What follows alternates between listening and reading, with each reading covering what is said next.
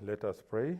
Almighty God, we beseech you to behold with your abundant favor and blessings as your servants whom you have been pleased to call to leadership positions in this republic.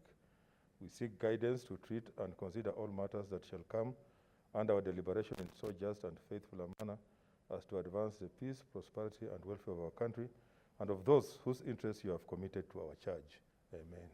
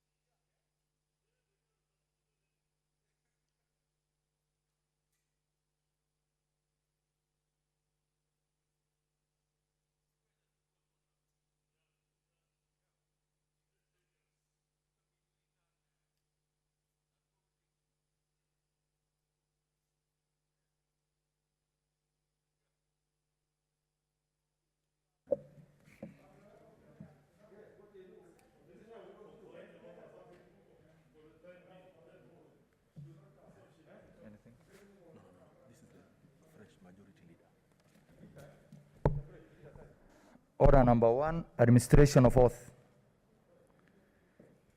Order number 2, communication from the chair.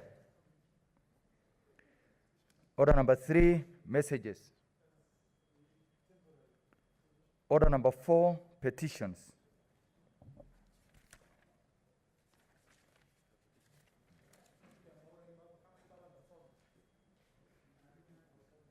The one Maura was to bring, if you, I can read.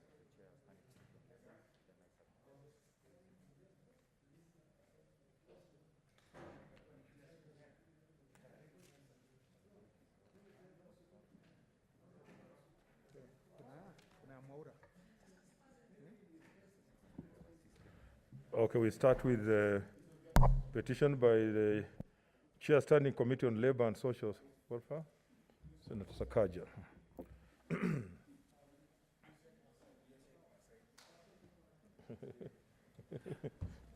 No, brother.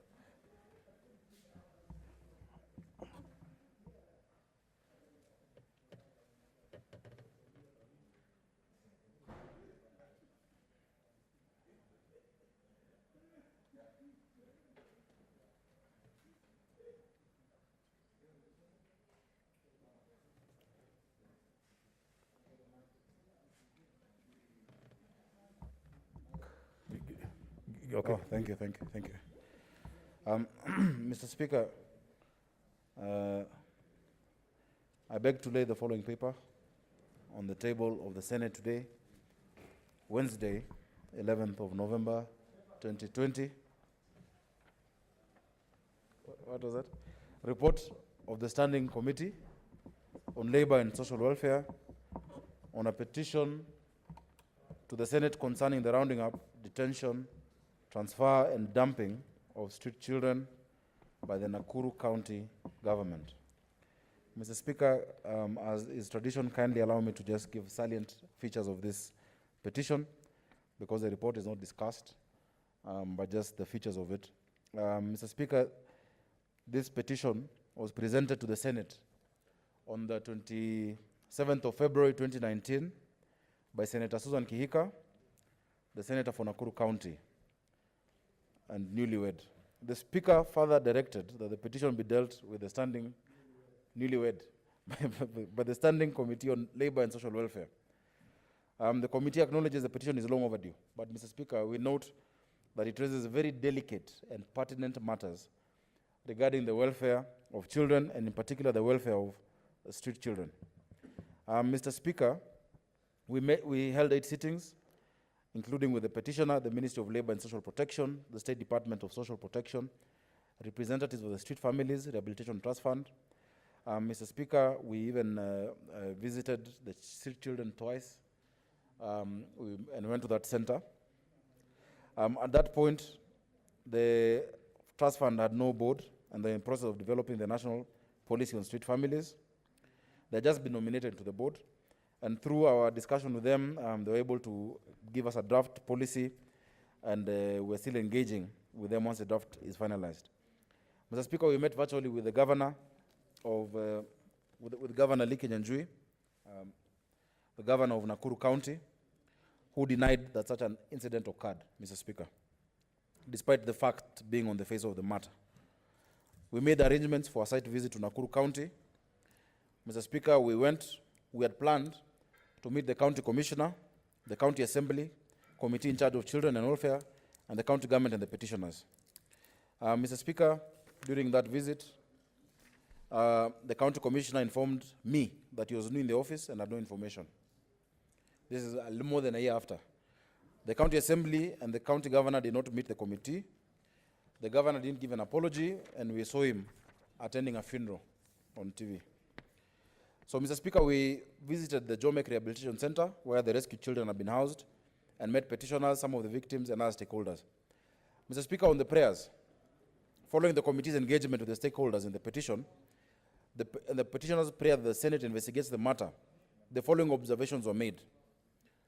Mr. Speaker, the policy approach taken by Nakuru County government in addressing the plight of street children and families through rounding them up and dumping them in forests seems to be one that is applied by other counties.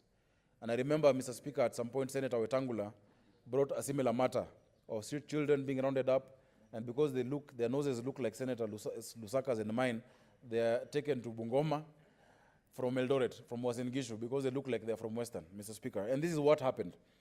Mr. Speaker, on the night of 6 February 2019, 41 children were forcibly removed from the streets of Nakuru. They were put in trucks, in the cell, then later in the vehicle numbers we have, were taken and dumped into Chemasusu forest in groups of 6. 5 of them have never been found, so that they could be, whatever would happen in the forest would happen to them, Mr. Speaker. Despite the incident of unlawful detention and dumping of the children being reported, and there's an OB number 69/7/2019, and subsequent follow-ups by the DCI officers on the issue, it remains inconclusive. The County Assembly of Nakuru, upon invitation from the committee, refused to appear. Mr. Speaker, the county government also declined to appear before the committee on Friday the 2nd, despite the fact that this was earlier agreed upon with the committee. They didn't give any reason for non-attendance, neither sent any representative of the county government, despite a formal invitation by the committee. Mr. Speaker, on the petitioner's prayer that the Senate investigates the matter and make appropriate recommendations with a view to ensure that the rights and welfare of the children are upheld, that appropriate measures are taken, including necessary policy and legislative interventions to ensure that street children across the country are protected, treated with dignity, we made these observations. That, Mr. Speaker, both levels of government have adopted a correctional, reactive, repressive, and inhumane institutional approach of addressing the plight of street children, and as such view street children as delinquents and a threat to public order. This is evident by the obsession with forced removal of children. It happens all across the country, from streets, forced detention, in addition to other extreme measures like dumping children in forests. Mr. Speaker, that there are very minimal deliberate efforts by both the county and national government in addressing the plight of the street children from a humanitarian, and rights-based approach with focus on rehabilitation and protection of these children alongside prevention of the root causes of their presence on the streets. That it is alleged, Mr. Speaker, that the reason for rounding up of street children in Nakuru was for Nakuru to obtain city status. And we know that process is ongoing. That the Street Families Rehabilitation Trust Fund, established in March 2003, whose sole aim was to spearhead national government response to restore dignity to street families and eradicate the challenge of street children and families, once only became operational 16 years later in 2019. That there exists a national framework for child protection in Kenya that dates back to 2002, and that gave life to sets of laws and policies that protect children from violence, exploitation, including but not limited to the Children's Act 2001, and that there exists no framework to address issues pertaining to children in difficult circumstances. And more specifically, the street children and families are growing phenomenon in several towns and cities, a scenario that is likely to be exacerbated given this COVID pandemic and post-COVID pandemic. Mr. Speaker, having reviewed the submissions and the meetings and all the material from petitioners and other stakeholders on the prayers by the petitioners, we recommend the following. Number one, that the Director of Criminal Investigations takes up the matter reported on under OB number 6972/2019 for investigation, conclusively finalize the case and report to the Senate within 2 months. Mr. Speaker, the DCI further investigates alleged bribery of street children, and we have photos and documentary evidence that was presented to us and potential witnesses by county officials whose photos we also have presented in the report. That the Senate suspends, and I wish Senator Kajwang was here or any member of the Devolution Committee, that the Senate suspends the process of conferring Nakuru city status until the county government demonstrates plans and efforts it has taken in addressing the plight of street families and making sure it has provisions for children in need of care and protection. Until the county government demonstrates to the Committee of Devolution the efforts it has made, even if it is through budgetary allocation or whatnot, that efforts it has made and the plans to address the plight of street families and making sure there's provisions for rehabilitation of children in need of care, that the Senate shall not confer city status on Nakuru County. That the officials mentioned adversely in this report, Mr. Speaker, we have their names and their numbers and photos, as having participated in the violations of the rights of these children, including subsequent intimidation as reported, be investigated and held personally culpable. Mr. Speaker, there are 6 children, human lives, children like mine and yours, who since that day cannot be traced. They can't be found. They were probably eaten up by animals in the forest. They probably died. Other children said it is not the first time it happened. Even the previous county government of Nakuru had done that to them. Mr. Speaker, these children have the same right as my children, as your children, the children of Kenya. This matter cannot be taken lightly by whoever is listening.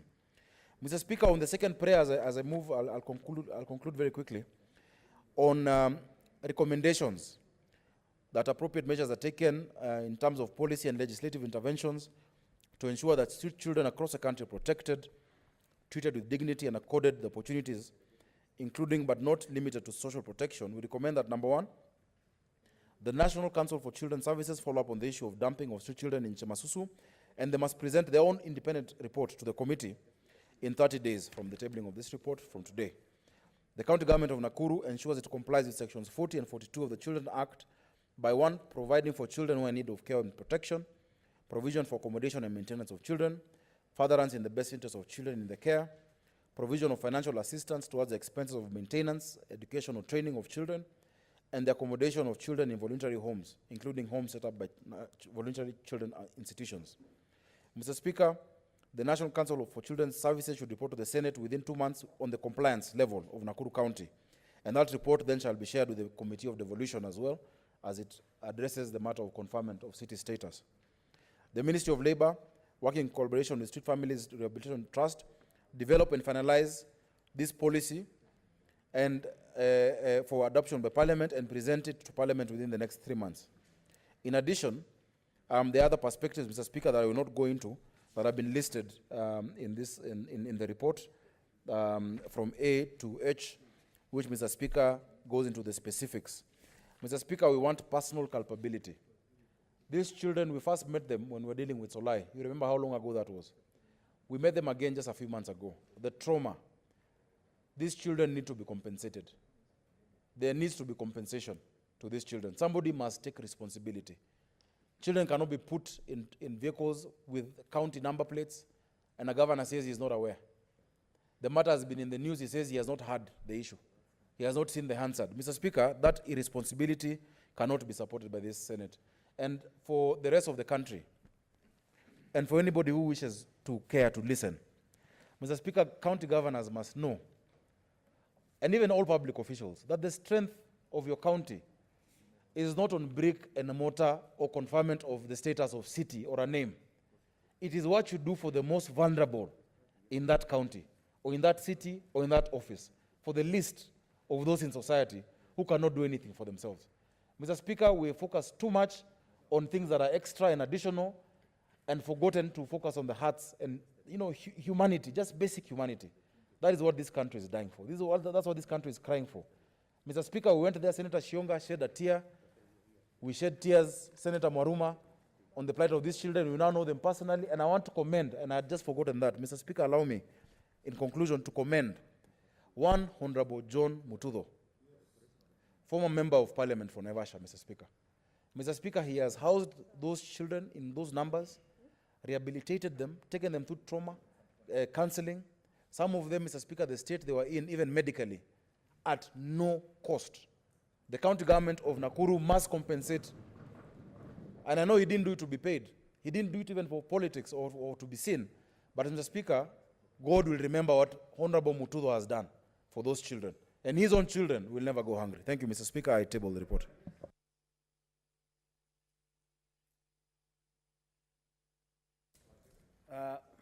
It's okay. Mr. Speaker, I know that Chairman Sakaja presented whatever report he was presenting under Standing Order number 232, paragraph 2, which states clearly that the report shall be laid and no debate permitted. But, Mr. Speaker, the same standing order gives you, Mr. Speaker, the powers to allow just some observations and comments. Yeah.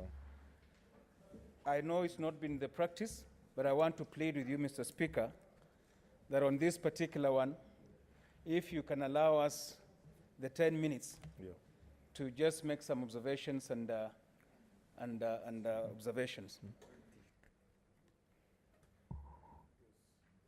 Thank you. Thank you, Mr. Speaker.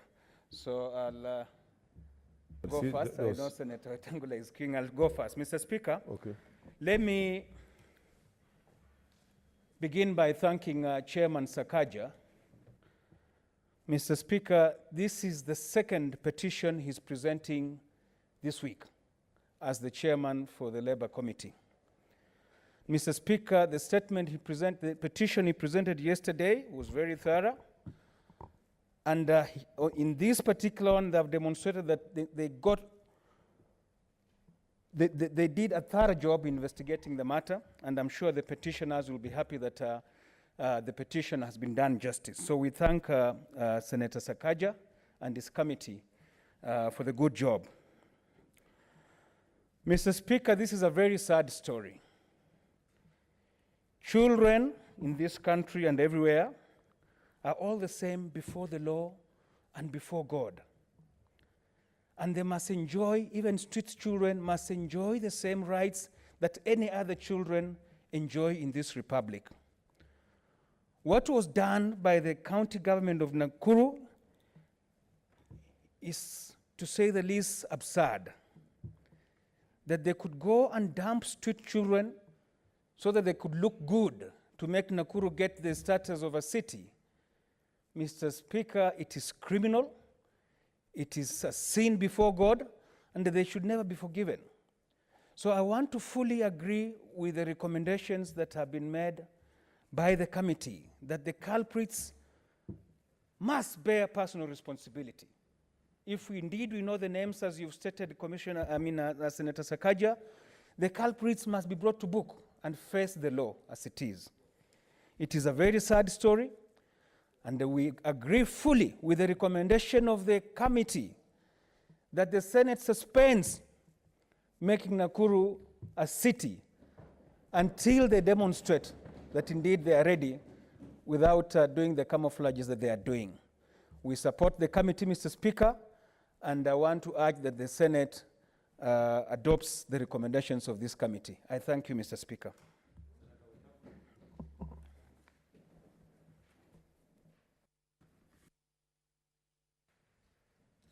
Thank you, Mr. Speaker. Mr. Speaker, listening to the report by my distinguished nephew, the Senator for Nairobi, one cannot help shedding a tear. Mr. Speaker, in the last parliament, I brought here a question where the government and the government of Uasin Gishu rounded up children whom, in their opinion, looked like lawyers and went and dumped them at a leprosy center in Busia County. Towards elections, Mr. Speaker, again, Uasin Gishu County rounded up children who to them looked like lawyers and went and dumped them in Kitale. Then we have this sad story from Nakuru, Mr. Speaker, where the county government of Nakuru rounded up children. This time, I think ethnicity was not an issue because they were trying to play a stupid game of creating a veneer of good looking for them to look and attract a recommendation to become a city. And they were dumped in a forest in Baringo, infested with wildlife. Some of the children have not been found to date. That is criminal nature of the highest count.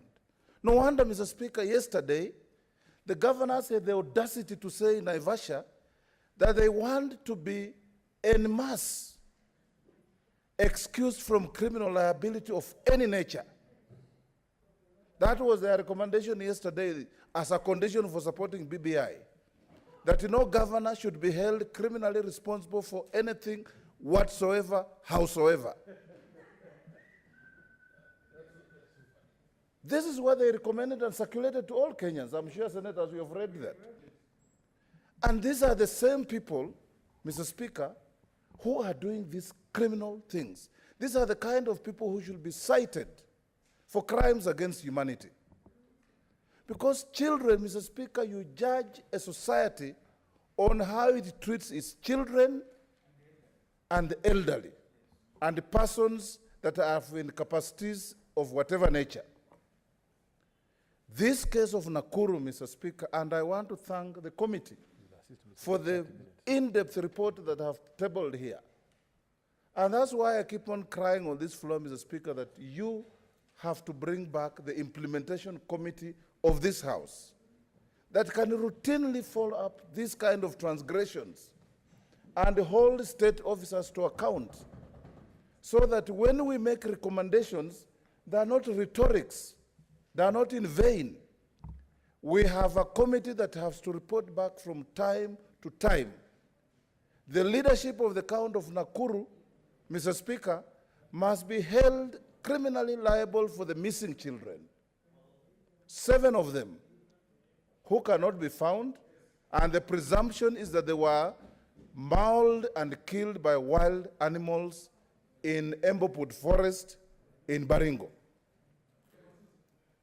Kewasis Forest. Chemosus is where there's a beautiful dam.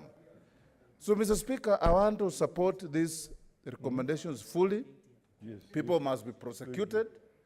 And I want to urge the House, Mr. Speaker, to also look into the case of Uasin Gishu and the children that were dumped at a leprosy center in Busia and in Trans Nzoia. We can't allow this to happen. We can't say in our constitution that we are a unitary state and we are busy discriminating against people on the basis of their ethnicity. Nairobi belongs to everybody. Every city belongs to everybody. Today, my distinguished Senator Sakaja can decide to relocate to Mandera and go and live there and become part of Mandera community. My brother Mohamud here can choose to come and live in my village in Bungoma and become part of our community. If he has not achieved his 4 wives under the Quran, he can also pick a local one to add to his numbers and become part of us. So, Mr. Speaker, I want to thank the committee and I want to thank you for exercising your discretion to allow members to deal with this issue. Okay.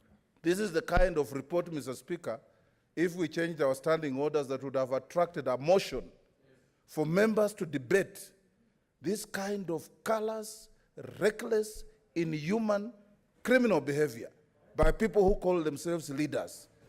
These are people that Robert Mugabe once said they're worse than pigs.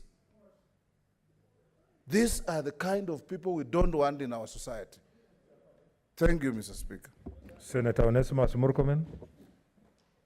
Senator Murkomen.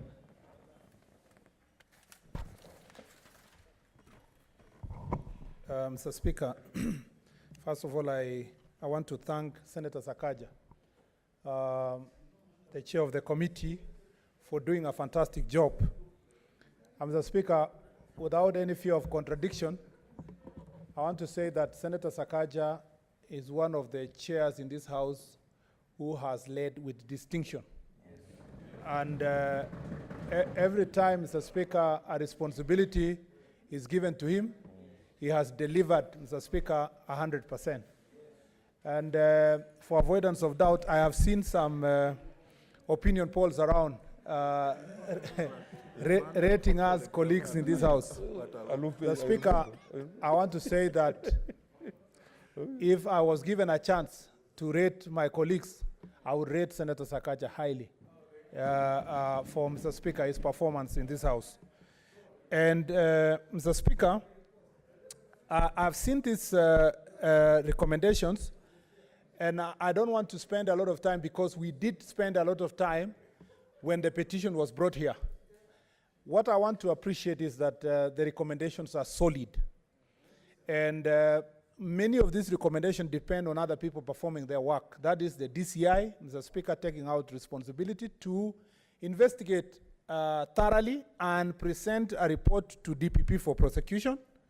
Mr. Speaker, the other recommendation depends on the culprit, which is the county government of Nakuru, which, Mr. Speaker, who are dumping the kids, and it's because of a status they want to achieve of a city of Nakuru, which now becomes the moral hazard for harassing and punishing innocent children.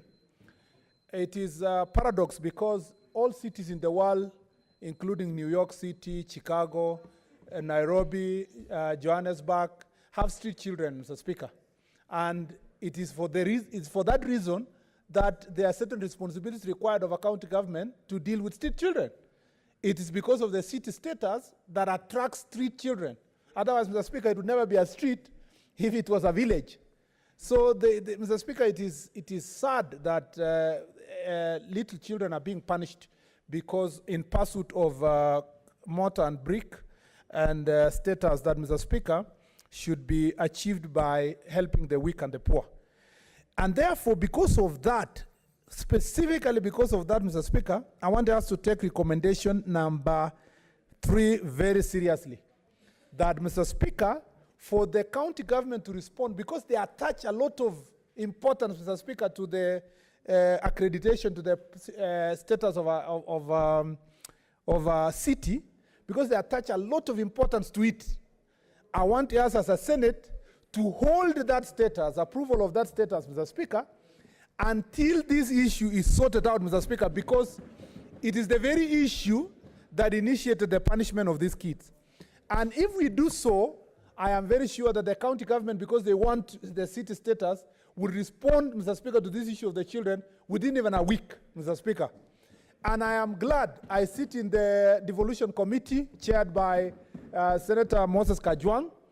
I will personally ensure that this discussion takes place in the committee. And Mr. Speaker, I think Senator Cherargei also sits there.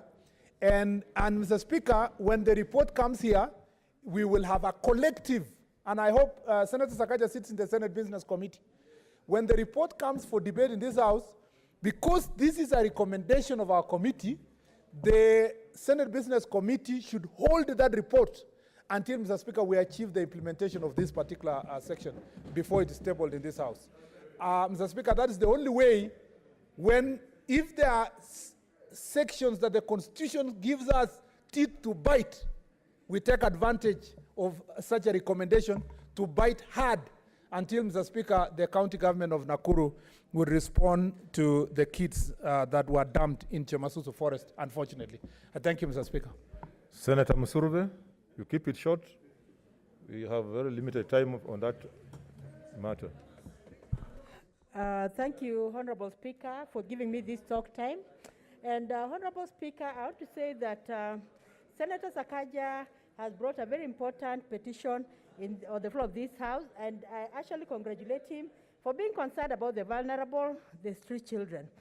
Honorable Speaker, when it comes to issues of children, Kenya is a signatory of the Convention on the Rights of Children, and this was even effected in the UK in 1998, Honorable Speaker. And now that Kenya is part of the signatory, it is actually bound by international laws. And Honorable Speaker, if Kenyans, we are flouting international laws, there are repercussions. And I want to tell the floor of this House that the county government has a mandate of ensuring that it has even a biodata of the vulnerable in their county, a biodata of even street families, and see how to integrate street families into the society, Honorable Speaker. Because when children become misfits in the society, then I will have them joining wrong groups, we'll have them mugging, the rest of the people in the society. And what the county government did is something that is truly wrong. It is unacceptable, and we have to know that children have rights. And these rights of children are actually a subset of the human rights. Every human being has a right, and children have rights. And these rights have to be protected. Children need protection. Children need mentorship. It is not their fault that they're on the streets. They never asked to be on the streets. We have to empathize with those children and see how they can be rehabilitated so that they're part of the society, Honorable Speaker. And I want to actually support what Senator Sakaja has said, that the county government of Nakuru should not be given the city Let's status consult in law terms. should not be given the city status until it is keen, sensitive about the street children. Honorable Speaker, I want to support Senator Sakaja that we all have to be sensitive on issues of children. There are no two ways about it, and the Let's county government must do terms, what Honorable it is Senators. supposed to do. That is ensuring that children have their rights, ensuring that children have an education, ensuring that children have a family, and this is also constitutional, Honorable Speaker, because when we look at Article 53, it is enshrined in Article 53, the rights of children. And when you're talking of children, we are talking of all kinds of children, regardless of whether they are street children, or whether they are farm children, or whether they are what. Children must be respected, Honorable Speaker. I support this statement. Senator Farhia. Thank you, Mr. Speaker, for giving me this opportunity. First of all, those children's plight is the fault of the society, Mr. Speaker. Because if we had taken care of social fabric, those children would never have been in that situation, Mr. Speaker. We have lost our social fabric as a country, Mr. Speaker. And therefore, the county government plus the officials who carried out that uncouth act should be very much ashamed that they have no human, sympathy for those children. Mr. Speaker, the other issue is Senator Sakaja said that both the county assembly and the governor refused to see the committee. Mr. Speaker, what is our role as people who are having oversight over counties if a governor can decide whether to meet a committee or not to meet? That is something I think we should not accept, and I think this House needs to do something about that act, Mr. Speaker. And then, Mr. Speaker, we are talking about the other day about Utu in terms of, and I seek your permission for mixing the language. Where is that sense of kindness in the people who carried out that act? Don't you, even if you don't have children of your own, don't you have any relatives? And then, Mr. Speaker, the county government should be compelled to provide shelter for those children.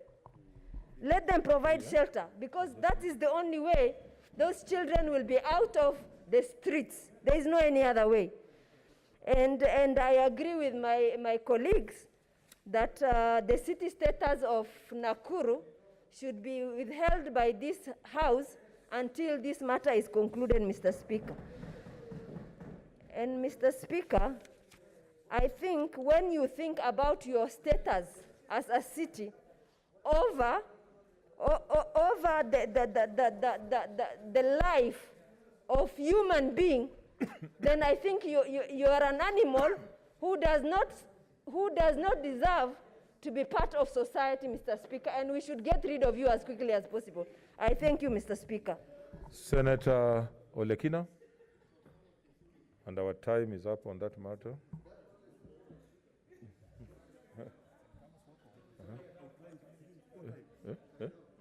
He's not appearing. Mr. Speaker, I'll donate 2 of my minutes to Senator, with your permission. I'll actually only take 2 minutes.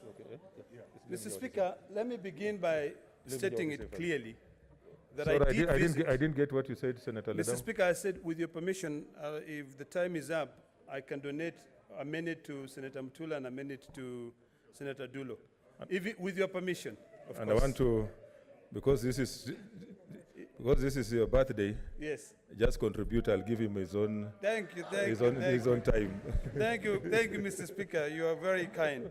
Mr. Speaker, let me begin by saying that I completely agree with the recommendation by Senator Sakaja. Eh? Thank you very much. I visited those 3 children when we went to visit the other children at the Solai site. And let me begin by commending the work of former Member of Parliament of Nakuru, Mutudho, for the good work that he has done. Nakuru East. Mr. Speaker, I'm looking at the Urban Areas and Cities Act, following up on the recommendation given by the committee of Senator Sakaja. And it clearly says that, 1, the President may, on resolution of the Senate, confer the city status on a municipality that meets the criteria set out in Section 5 by a grant of a charter in the prescribed form. And in the 5 one, it talks about 1, has institutionalized active participation by its residents in the management of its affairs, has infrastructural facilities, including but not limited to roads, street lighting, markets, fire stations, and adequate capacity for disaster management. And finally, has the capacity to effectively and efficiently deliver essential services to its resident as provided in the 5th schedule. Mr. Speaker, when you read those conditions given for a city to be conferred, Nakuru County does not. Because if it did, then it would have provided adequate facilities for all its residents. It would have involved even the street children in the management of Nakuru County. So, Mr. Speaker, that is one thing. And this is when I like the fact that slowly by slowly, this government is beginning to feel the power of this House.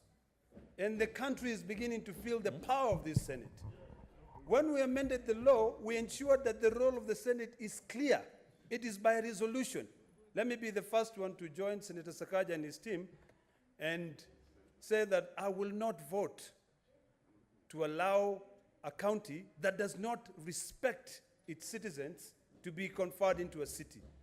Senator Sakaja has clearly told us, and I concur with him, that being conferred into a city status is not a matter of brick and mortar. I know a month ago, Mr. Speaker, there was a deal signed between the national government and the county government of Nakuru, where there was a lot of infrastructure development, a market, a bypass. If that's what this county government are going to perceive as being the only good, important thing instead of the citizens of that county, then they will not get my vote in terms of them being conferred as the city status. They can have all those buildings, they'll end up being just white elephant because the people will not respect that. So, Mr. Speaker, sir, I want to finalize by saying I appreciate the work of Senator Sakaja and his team, and this makes me really feel good. And today, being a very special day for me, I feel great that at least we are talking about people and caring about those people who are less fortunate. I support the sentiments, Mr. Speaker. Where's the point of order from? Senator Sakaja. Remember, this was just my discretion because you're not supposed to discuss it. No, So- this one is off a bit. Mr. Speaker, yesterday you gave Senator Ledama permission, and happy birthday, my brother Ledama, to wear his cultural outfit that represents his county. Mr. Speaker, this morning I asked Nairobians what I should wear, and the suggestions I'm seeing on Facebook are scary. Mr. Speaker, I ask that you give us an opportunity to present our county attire, and you approve so that we can once a month come in our county. Because Nairobi, if you see what they're asking, Mr. Speaker, it's interesting. Okay, Senator Mutula Jr., then I will close that. Speaker, I want to be clear that I will not ask for permission to wear reeds and Masai and Saiso things here. There's going to be chaos and pandemonium. Mr. Speaker, this is a very, very sad story. And it's actually very sad that we actually got to know about this story when we were investigating Solidum. Mr. Speaker, there is a county in this country that transported children, human beings, and left them in a forest at night. Yes. And the governor is still in office. The governor has not been impeached. Mr. Speaker, I cannot imagine something that is worse violation to the rights of those children than dumping them in a forest and leaving them to die. The right to human dignity under Article 28 is a fundamental right. The right of children under Article 53 is a fundamental right. In fact, Senator Sakaja and your team, you are extremely polite. This is not a matter for investigation.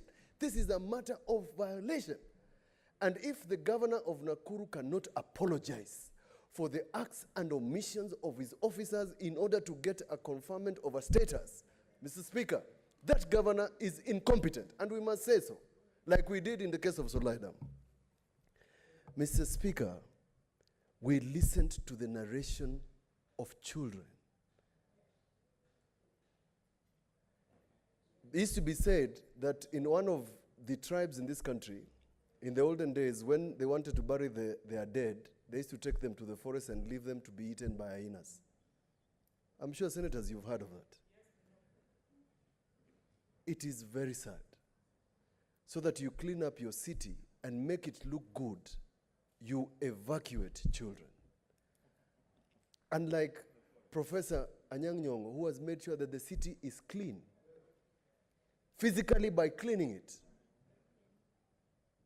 Whoever investigates this matter must find something that is near attempted murder or murder. Because this person wanted those children to be eaten by hyenas. 7 were eaten. Because they've never been found. What is a greater violation of international law? What is a greater violation of rights of people than these ones? And that person is still in office? I pity the people of Nakuru to have a government that can treat children like that. It is unfortunate. And we thank the committee, but we hope that the government can take action to ensure that these people, these children, when they grow up, Mr. Speaker, because it is Honorable Mutudo. Honorable Mutudo took these children as his own, gave them clothes, and gave them their life back. The government ought to find a way of making sure that these children do not live with a memory that somebody wanted them to be eaten by hyenas. It is so sad. And Mr. Speaker, I hope that this is not just one of the recommendations that we make. The Senate should have spoken much more. And I think as a Senate, and as a family that respects counties, Senator Sakaja, it would be nice if you can ask us to donate clothes, to donate food, so that other than making legal recommendations, we can go out there and make sure that these children feel as if they are Kenyans by loving them, showing them love. Because even if, Senator Sakaja, you charge all these people in Nakuru, the most important thing is these children need to be shown love. Thank you. Senator Wako, I'm told you're trying to catch my attention and you're... Thank you, Mr. Speaker, for giving me this opportunity. The issue of children's rights is an issue that I have been engaged in for quite some time. But before I go further, I would want to congratulate the Committee on Labor, ably chaired by my grandson. My grandson, you know, it's my grandson. It is with Angula's nature, but it's my grandson. Ably chaired by my grandson for the excellent report on this particular matter, and I support all the recommendations that have been given.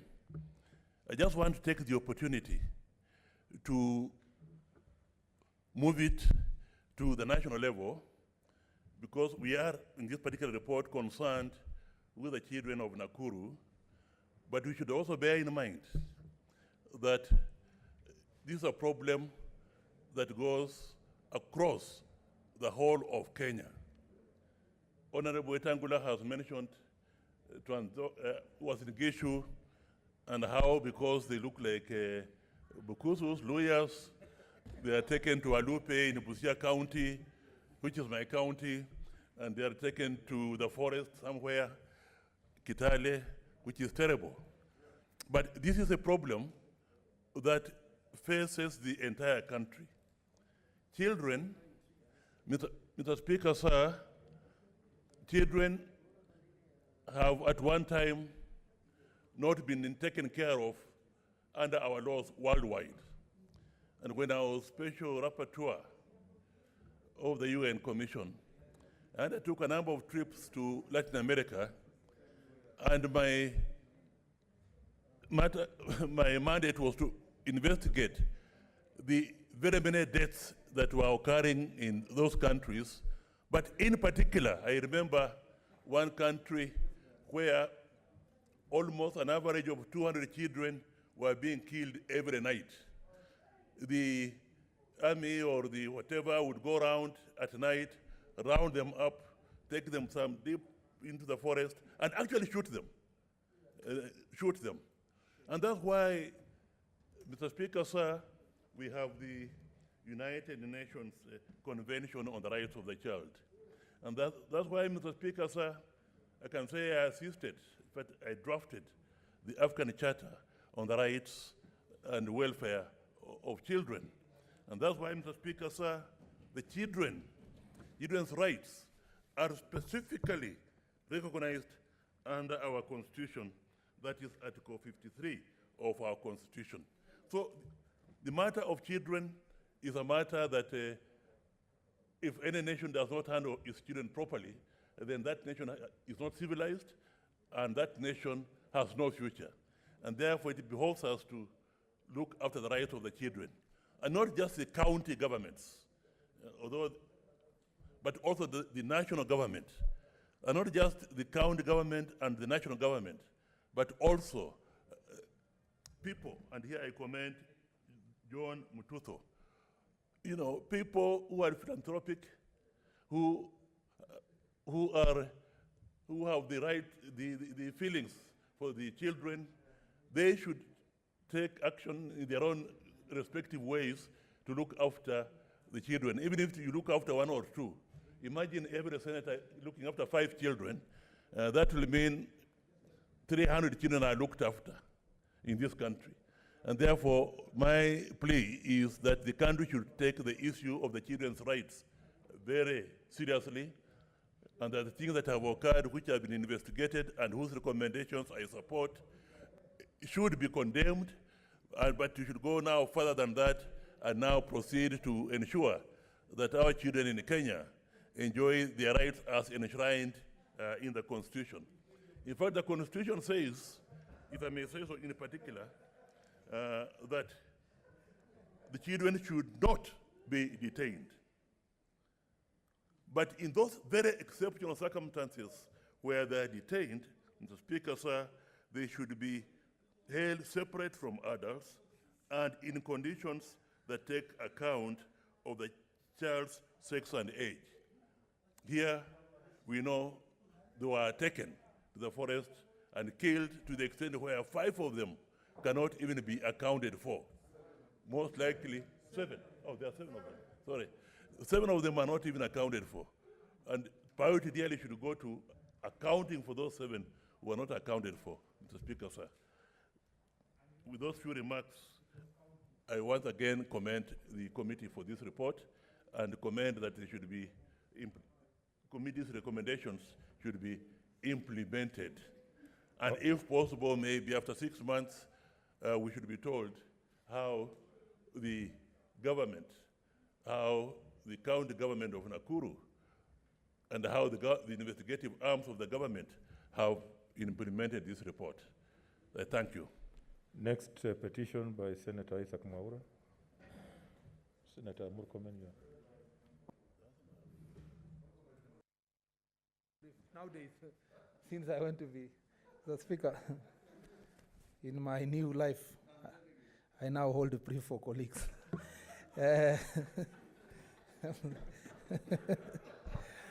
Mr. Speaker, I have a petition to the Senate concerning challenges facing patients suffering from multiple sclerosis, which is called MS, and neuromyelitis.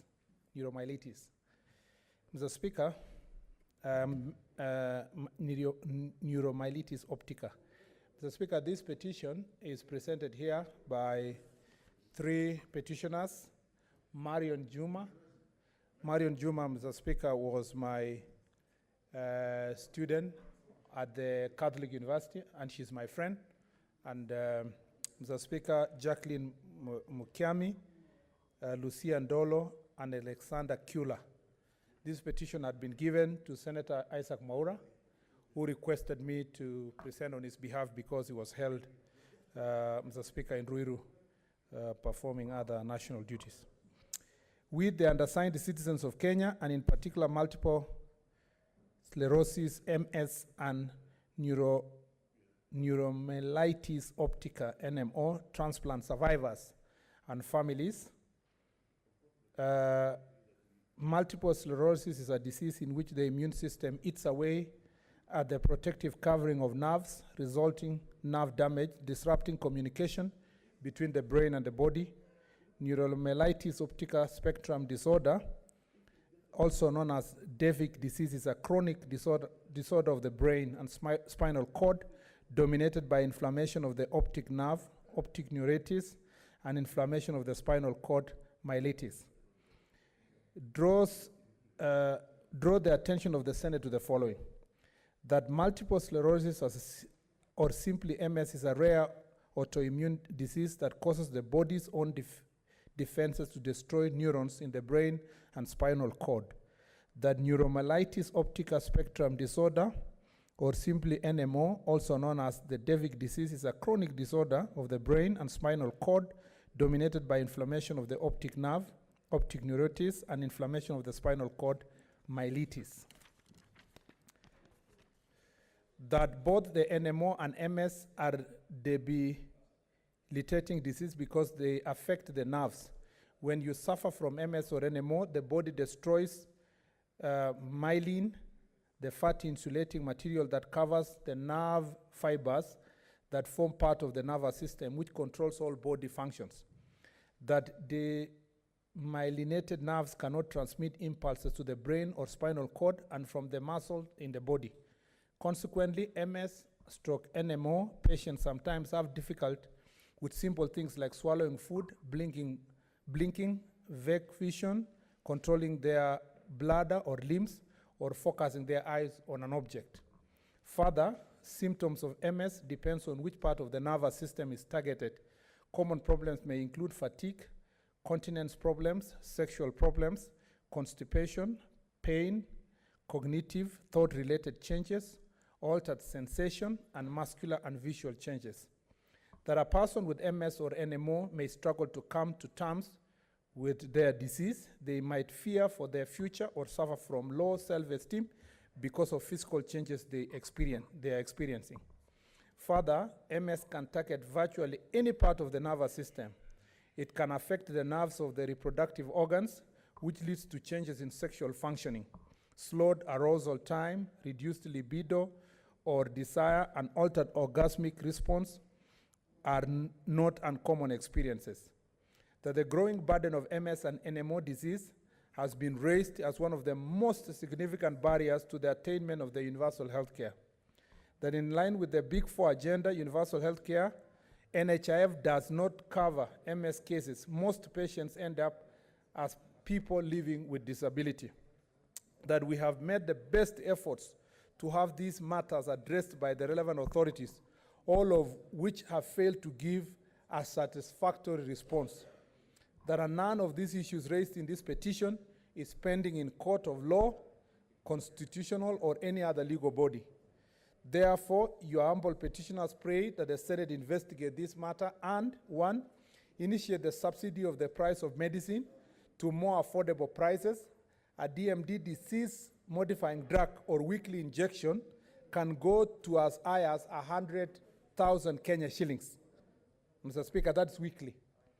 2, intervenes in the matter with a view to ensure that there are more unqualified specialists in all hospitals, especially district hospitals. MS and NMO resembles several other autoimmune diseases. A pinpoint diagnosis would help management of the disease before one gets to the progressive stage of the disease, which is rarely manageable. 3, initiate the recognition of this group as a group living with disability and therefore be exempted from taxation. Initiate free counseling and therapy services. Initiates the process of funds allocation to carry awareness campaigns that will involve the government and private sector to understand the different conditions of the disease and management of the patients affected. Intervenes for the group to obtain a proper cover to the affected group under the NHIF, like the cases of cancer patients who get free drugs and chemotherapy. Mr. Speaker, before I lay it, I want to say this personally. I know, as I told you, I know one of the patients who is a petitioner here, Marion, who was my student, Mr. Speaker. Let's consult in law terms. And she's an advocate. And by the time professionals like this have gone to as many institutions as possible to look for help for this autoimmune disease, Mr. Speaker, it means that how much more is the suffering of those who don't have access even to medicine or communication or institutions or ability even to write petitions like this. Mr. Speaker, you have had for yourself the complexities and the difficulties they go through because of the same. And yet, Mr. Speaker, they are not being recognized when it comes to insurance cover. Mr. Speaker, you must have watched the United States elections. And Mr. Speaker, you must have seen the conversation of, and for the period of time I have followed US elections since 2004, was that 2004, Mr. Speaker, Kerry versus Bush.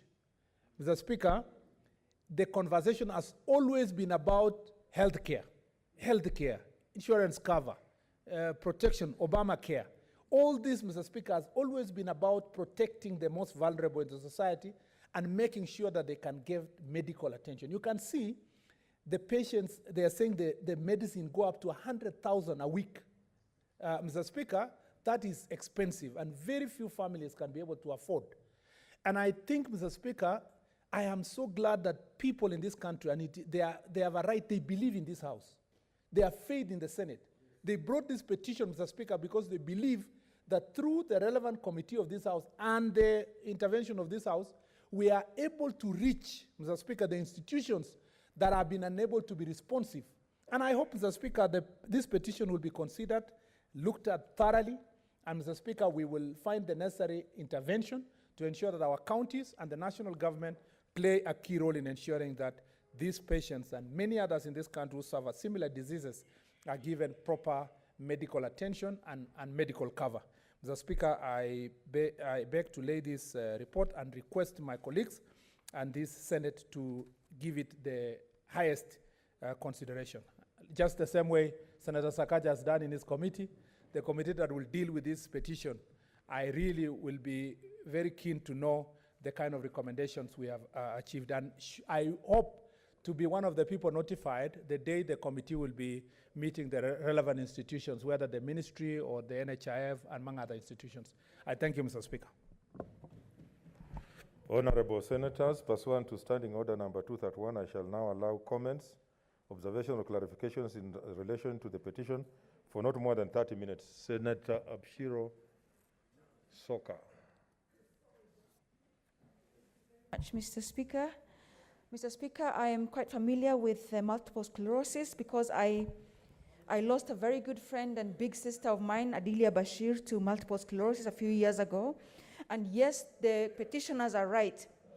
The diseases are so not understood, and I'm sure even in this house, a lot of us must be grappling with what is that? And Mr. Speaker, it's unfortunate that whenever something is affecting a minority group, maybe it's not a very widespread, then it's neglected. But every life matters, Mr. Speaker, and I'm glad that this issue has come to the fore right now, and I hope that the Health Committee will do it justice, such as just like the previous petition that Senator Sakaja has just presented, which I think, in my opinion, did a lot of justice to the children, and therefore we look forward to the actions thereof. Mr. Speaker, NHIF and other county government level 5 hospitals must make sure that there are people who can attend to nerve problems. Mr. Speaker, the only thing that you get when you go to our counties, everybody is diagnosed with malaria, or I don't know, there's some 3 things they say. You have a waterborne disease. What is it called? What is that? Yeah. There's some 3 things that give everybody is treated for the same. And therefore, people are dying in their droves, Mr. Speaker, and we need to make sure that we have enough, and universal health care, even my own county that was one of the pilot counties, and I don't want to go there because it looks like we may be accused of going back there all the time. But having said that, Mr. Speaker, the issue of multiple sclerosis and NMO are things that are affecting many Kenyans. It's very expensive. It's devastating families. They don't have any counseling. Nobody seems to understand it. And it's causing a lot of distress and a lot of financial drain. Mr. Speaker, by the time even anybody diagnoses it as multiple sclerosis, you have spent so much money, and in many cases, your loved ones have died. So I support this petition. I also look forward to participating alongside the Health Committee because, again, for me, it's personal. My friend, my big sister, Adilia Bashir, had this disease. She suffered, her family spent so much money, but eventually had, lost her still. So, Mr. Speaker, I hope that this House stands for the few people, and it's not even few now that it seems like it's something that is becoming very rampant in this country. I support and look forward to working alongside the Health Committee in bringing the attention, but also the support that this disease deserves. I support. Senator Bogisho.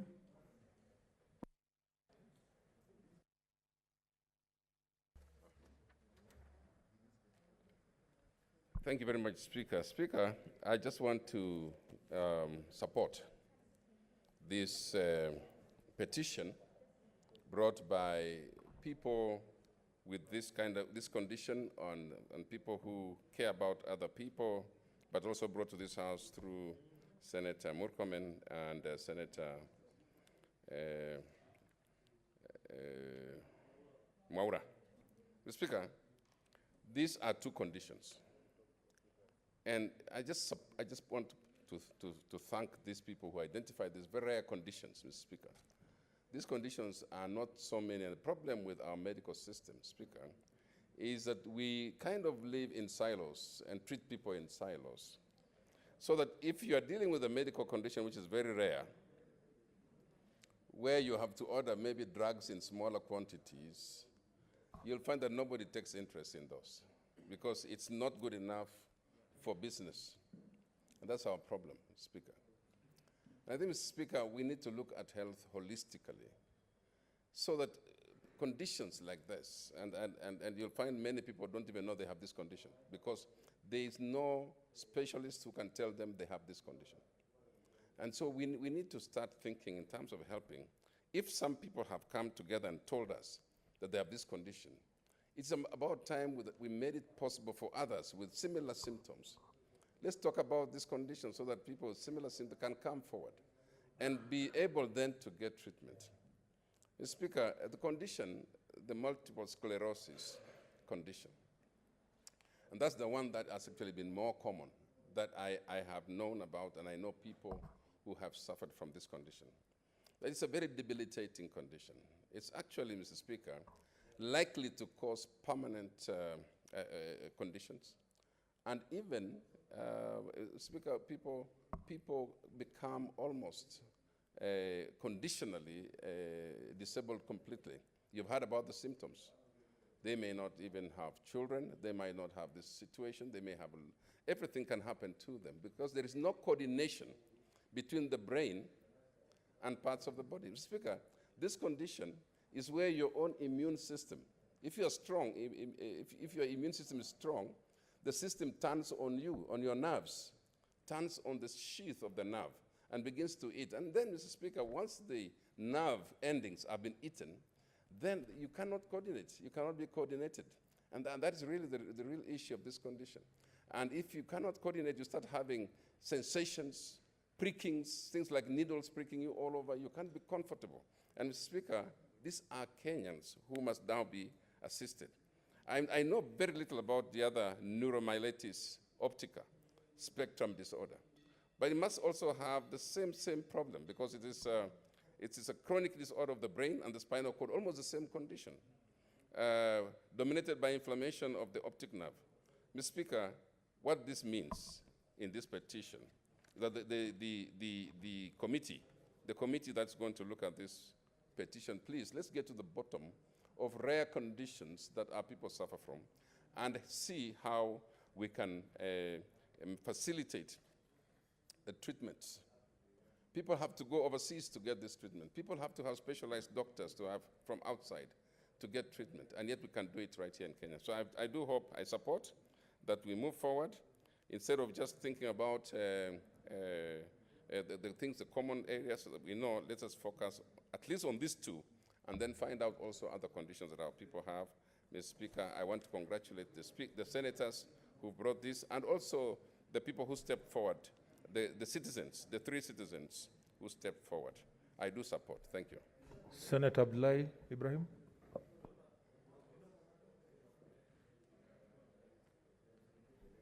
Thank you, Mr. Speaker. Mr. Speaker, sir, multiple sclerosis is an autoimmune disease, and it's one of the very rare diseases in this country, and there are not many doctors who are even specialists in this. There are very few.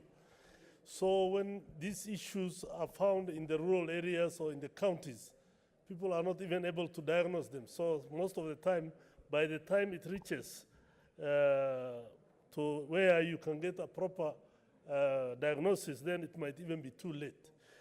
It usually starts with blood vision, as Senator Petition said, tinkling, and many other issues which normally are misdiagnosed, and it's not very easy.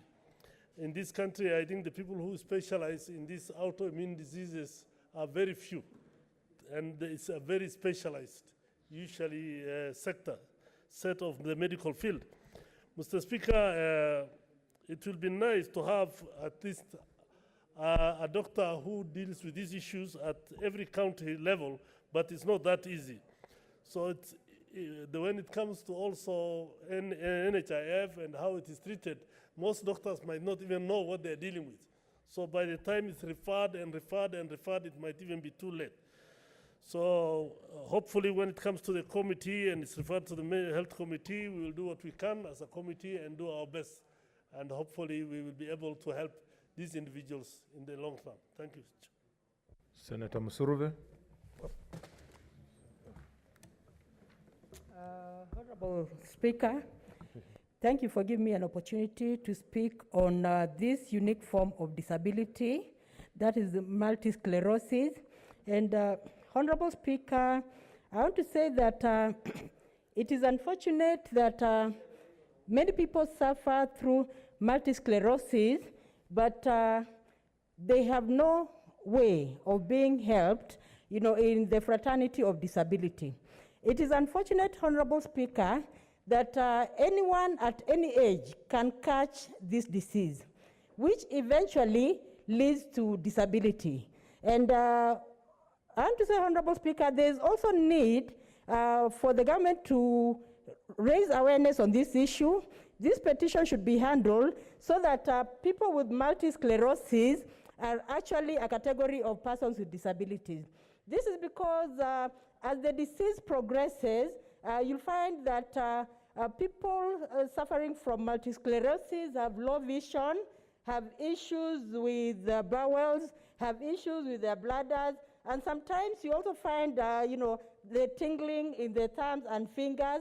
And I have to say, Honorable Speaker, they end up not having the rights as persons, any other person. So there's need to ensure, Honorable Speaker, that the committee that is going to deal with this issue also pursue with the National Council and also the medical assessment doctors who actually examine people with disabilities. Because sometimes, Honorable Speaker, as a person with a disability, even when you go for assessment and the disability is so visible, they'll want you to prove that you really are genuinely disabled. And I want to say, Honorable Speaker, even when I lost part of my pelvis, as a result of cancer, even when I lost part of my femur bone as a result of cancer, and I wanted to be assessed so that I become someone with a disability, it was so visible, but I was also being told, can you prove that it really happened? Until I had to come, with my scans from India to show them, this is what I lost. I lost my pelvis, part of it. I lost my femur bone, and so I have a hemipelvic prosthesis. So I want to say, Honorable Speaker, that this category of persons with disabilities will not have it easy, even to be given the disability card, even for them to really prove that they are people with disabilities. So there's need also for us to come up with laws that actually speak on this, because it is not fun having a disability. The fact that you have a disability, you already have a psychological, the psychological impact of disability. So there's need for this category of people to be helped. And I have to tell you, Honorable Speaker, when it comes to issues of disability, it is a nightmare. Because when it comes to treatment, sometimes you find when persons with disabilities go to hospital, actually they do not have the finances. Economically, they are not empowered. And you find that services for persons with disability are not free. You have to pay. And I also want to say on the floor of this house as a cancer survivor, that when it comes to cycles for cancer survivors, they don't get them free in hospital. I have so many phone calls from cancer survivors asking me to give them some money for nutrition, to buy fruits, to buy medicine, and all that. So reality on the ground, when we see the vulnerables in our society, can we empathize with their situation? When we see multiple sclerosis persons, can we empathize with their situation and know that this is not a disease that is inherited? It is a disease anyone at any one time can catch. Thank you, Honorable Speaker. And I want to believe that when it goes to the Health Committee will do this petition service and ensure that these persons are a category of people with disabilities. Thank you, Honorable Speaker. Okay, finally on that, Senator Shionga.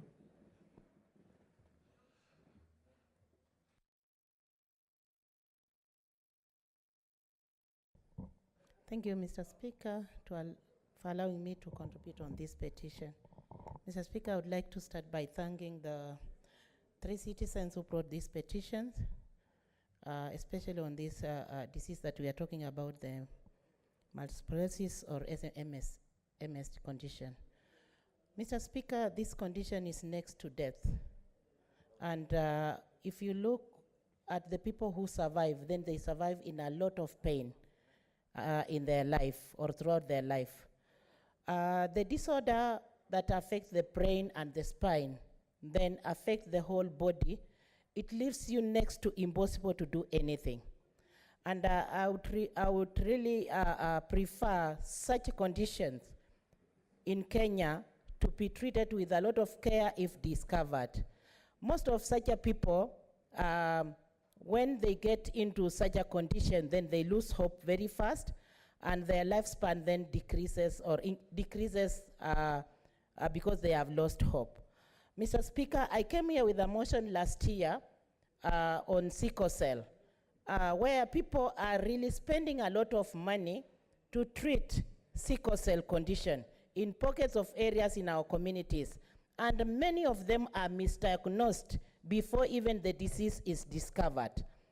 Mr. Speaker, it is very unfortunate that our hospitals, especially when healthcare has been devolved, that our counties are not able even to handle the conditions, some of the conditions like these ones. And it is very clear that if we have such a people, or if we have such a patients in our communities, and they are discovered or not discovered, they be given free care, especially when it comes to treatment. This issue of NHIF cards or insurance, when it comes to such a condition, does not help at all. You find out that many of the hospitals are returning or are refusing these patients because they cannot hold. Because the expense that comes with these conditions, it is very high and it's unwarranted. Mr. Speaker, such a condition then needs to be categorized under the condition that can be always be taken care of and not to be charged even a single shilling, because we need to be one care or one skipper. And there are so many who suffer these conditions and they're not coming up. I urge Kenyans, if we have any of these particular of the people living with such a condition, and even those of sickle cell, to come up so that we can really see how the law can come and assist, or we can get a law that can assist through the health system that we are having. Thank you, Mr. Speaker, and I support the petition. Honorable Senators, pursuant to Standing Order 2321, the petition should be committed to the relevant standing committee for consideration. In this case, I directed the petition be committed to the Standing Committee on Health, and I'm aware that a similar petition came last year, related in September. So the Committee on Health should do something about it, because you can see it keeps coming. Please work around it so that the petitioners can be able to get their rights. In terms of Standing Order 232, the committee is required in not more than 60 calendar days from the time of reading the prayer to respond to the petitioner by way of a report addressed to the petitioner and laid on the table of the Senate. I thank you. Next order. Order number 5, papers. Chair, Agriculture, is it?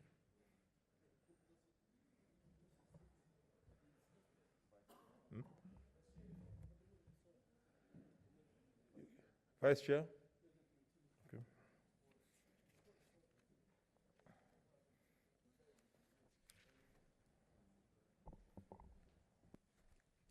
Mr. Speaker, sir, I beg to lay the following paper on the table of the Senate today, Wednesday, 11th November 2020. A report of the Senate Standing Committee on Agriculture, Livestock and Fisheries on the consideration of the mung beans bill, Senate Bills number 9 of 2020.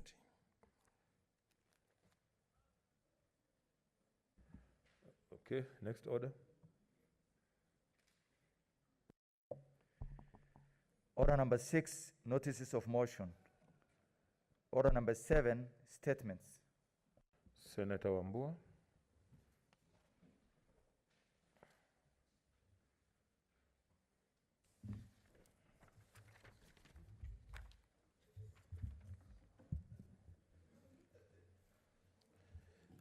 Thank you, Mr. Speaker. Mr. Speaker, sir, I rise pursuant to Standing Order number 47-1 to make a statement on an issue of general topical concern, namely the passing on of Honorable Charlie Mwendwa, the pioneer African Director of Education in Kenya, former Member of Parliament for Kitui West, the former Cabinet Minister in the Ministries of Livestock and Water.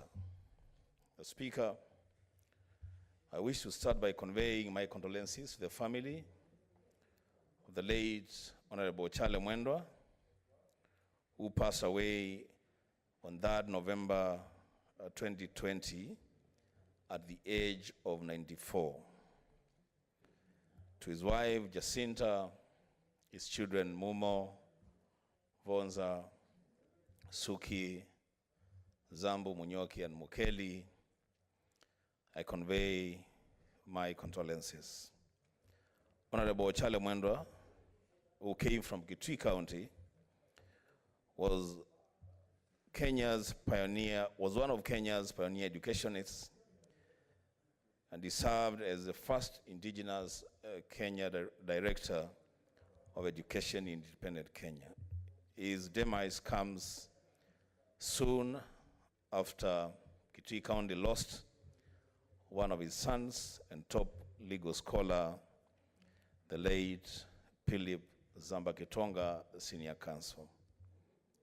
Mr. Speaker, sir, Honorable Mwendwa, during his tenure when he served as Director of Education, oversaw the establishment of a number of public primary and secondary schools, as well as colleges across this country. His contribution to the education sector will be remembered for many years to come.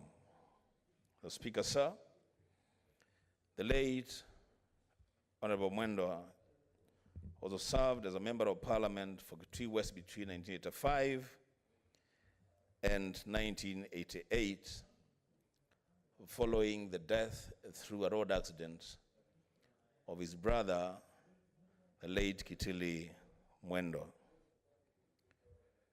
The Speaker,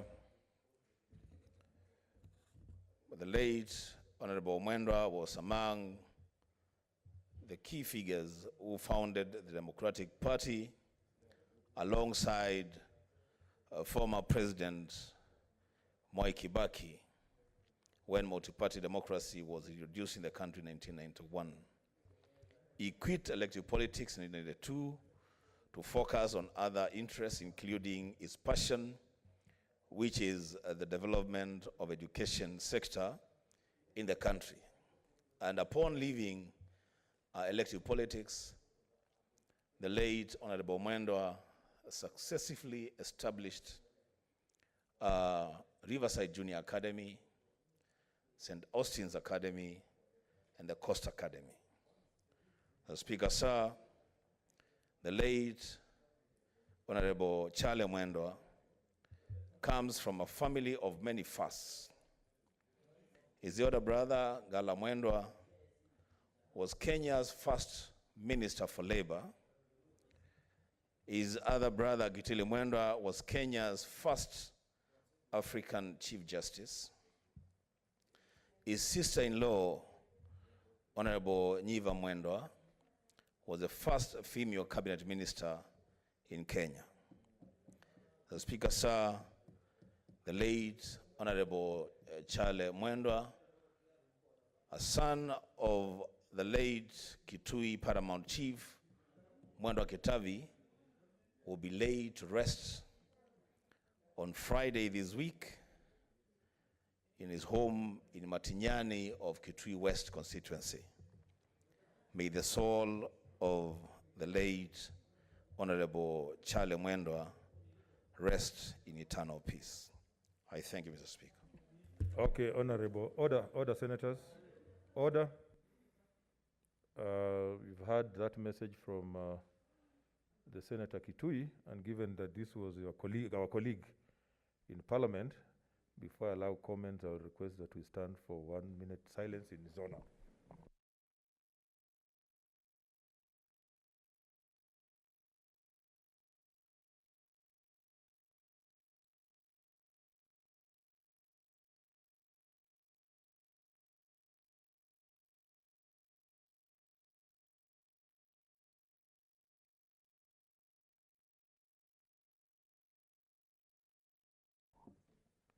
Thank you. Senator Sakaja Johnson. Thank you, Mr. Speaker.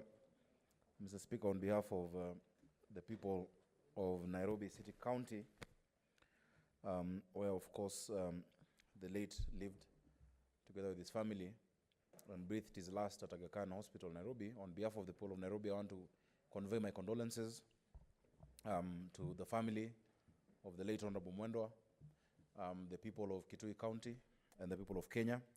Mr. Speaker, this is the last surviving member of, I think, LegCo, or the first, parliament. And Mr. Speaker, I must say, in 2012, when my party then was newly formed, TNA, then I was a chairman, I was a young person, we had a by-election. There were a number of by-elections across the country. There were the constituencies of Kangema, Kajiado, where Honorable Sakuda came in, and Ndiwa, but also there were some wards, and one of the wards was Matinyani ward. Mr. Speaker, I led a campaign in Matinyani, and my candidate then called Kali came in a very strong second after the Wiper candidate. But the people of Matinyani welcomed us very well, including the family. And Mr. Speaker, a strong second was very strong. Senator Sakaja, there's no strong second. You are just second. There's a winner and a loser. Because, Mr. Speaker, that time my party was the new kid on the block, TNA. And to date, I've maintained a lot of links in Matinyani, where the Mwendwas are from. And their family were very hospitable to us. I remember we stayed there for a number of days, and they were shocked what we were looking for there. Mr. Speaker, it's in times like this when we see such great men who were indeed our founding fathers, so to speak. When they pass on, we reflect as a country, especially for the young legislators. What mark indeed are we leaving? What will you be remembered for? Will you be remembered for just wearing our Maasai attire, or for standing for the rights of the Maasai? Will you be remembered for a fight on a formula, or for standing for equity? What is it that Kenyans will remember this generation? And Mr. Speaker, I am touched to remember the words of Jomo Kenyatta, that in as much as our fathers, Mr. Speaker, might have been heroes of the past, our work is to be architects of the future. I want to implore upon all of us in this house. Yesterday, Mr. Speaker, you made a historic ruling. You will be remembered for many things, but let us remember that history is made every day. Every day we come to this house, every day we speak out there, everything we do, history is made every day. There is no event called history making. And let us always have that foresight. Mr. Speaker, I want to urge, or rather I want to pray to God to give this family strength and fortitude. Mzee lived his years at 94. 94 is no mean feat, but that his legacy must live on, and that for the rest of us, let us remember that we indeed have a role to play, especially during this time when we're assessing this country, we're looking at BBI, we're looking at changes that we want to make. Let us make them with posterity in mind. Let us not look at provisions based on today's politics. Let us not look at provisions based on 2022, but let's think of 50 years, 100 years, 150 years, the posterity of this country in mind when we make some of these changes. Thank you, Mr. Speaker. May his soul rest in peace. Senator Moses Wetangula.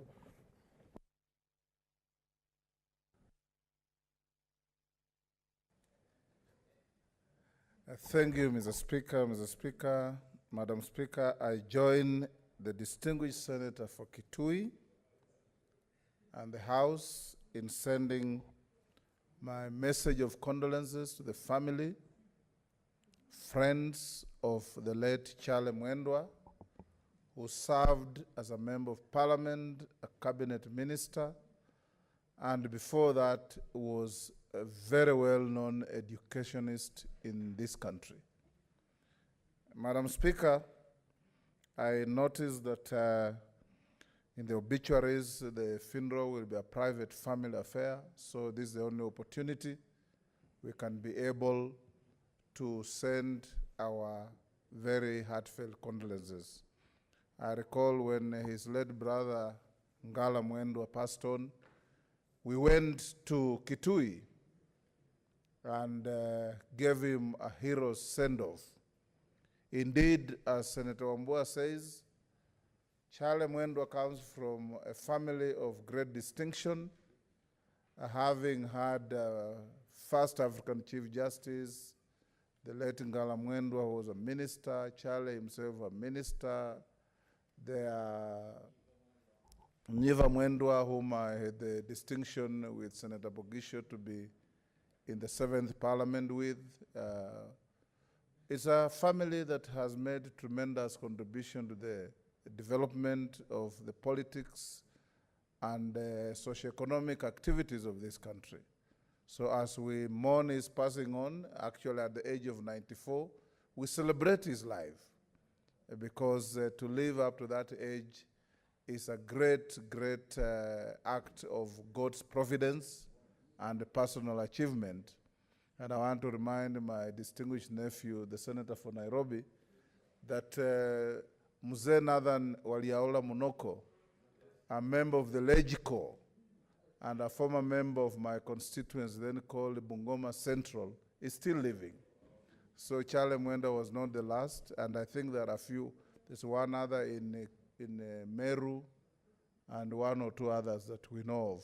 So let's all join hands with Senator Wambua to mourn the great son of his county and this country, and may his soul rest in eternal peace.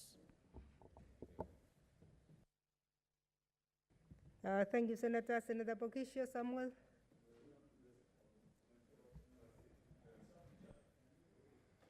Madam Speaker, let me take this opportunity to also send my condolences and that of the people of West Pokot to this great son of Kenya. Speaker, Charlie Mwendwa served in the Legico. These are people that in the generation that the younger people here, including the Senator for Nairobi, might not actually appreciate those times. I had the privilege of knowing some of these people when they still had strength. And I know that Charlie Mwenda ended his political career at the time when I was entering this parliament. And Madam Speaker, he is a great record, a great educationist, member of the Legico, and I think the Legico sat here in this place, this particular chamber. Yes, so this was there where they sat, and they were and he was part of the first 15-member cabinet of Kenya. And so that's really somebody who has achieved a lot. And so we need to use this opportunity to send to the people of Kitui our condolences and to tell them that we appreciate you giving us that great family, but also this particular person. Madam Speaker, one of the problems we have in our countries is that we don't celebrate the people who have given us great achievements. There is no single thing that we can remember that in the future we can say this was the first director of education, this was the first and fast and fast. In other places, they would have a monument or a statue or something that represents that forever, for many, many years. And we need to start thinking about how do we remember this kind of people. And I think that this House can lead in that direction, Madam Speaker. We consider there are many, many, many of the people that we should. So with those few remarks, I just want to join my colleague, the Senator for Kitui, and the senators from that whole region of Ukambani, because at that time, these divisions were not there. You know, he was a great man from Ukambani. That's what it was. So we must say that he has lived a good life, and this is a celebration of his life. We need to have memories of this kind somewhere, inscribed somewhere, so that we do not lose the history that is created by knowing this honorable member who has passed on. May God rest his soul in eternal peace. Thank you, Senator. Now that his colleagues have spoken, can we take 2 minutes? Senator Onyamuga has disappeared. Senator Mohammed? I'll give 2 minutes each for anybody else. Thank you, Madam Speaker. Yeah. I was not a colleague of the late Charlie Mwendwa, but my CP certificate was signed by him as the Director of Education. In fact, we were the first class of CPE because the class before us did KPE. So the Director of Education was then, so I remember his name very well. Let me join my colleague from Kitui and the people of Kitui in condoling this great son of Kenya who has really contributed to this country immensely. As an educationist, a member of parliamentarian, a cabinet minister, and in fact, at a time when very few Kenyans were able to take that job, he was able to become a director of education. In fact, that was more than even being a politician. Being a director, being a professional was, for me, something very important to remember. So let me take the opportunity on behalf of the people of Mandera to condole with the people of Kitui and the family and ask them to have courage during this trying moment. And especially from the family of the late Mwendwas, because when you were young, Minister for Labor, Ngala Mendwa.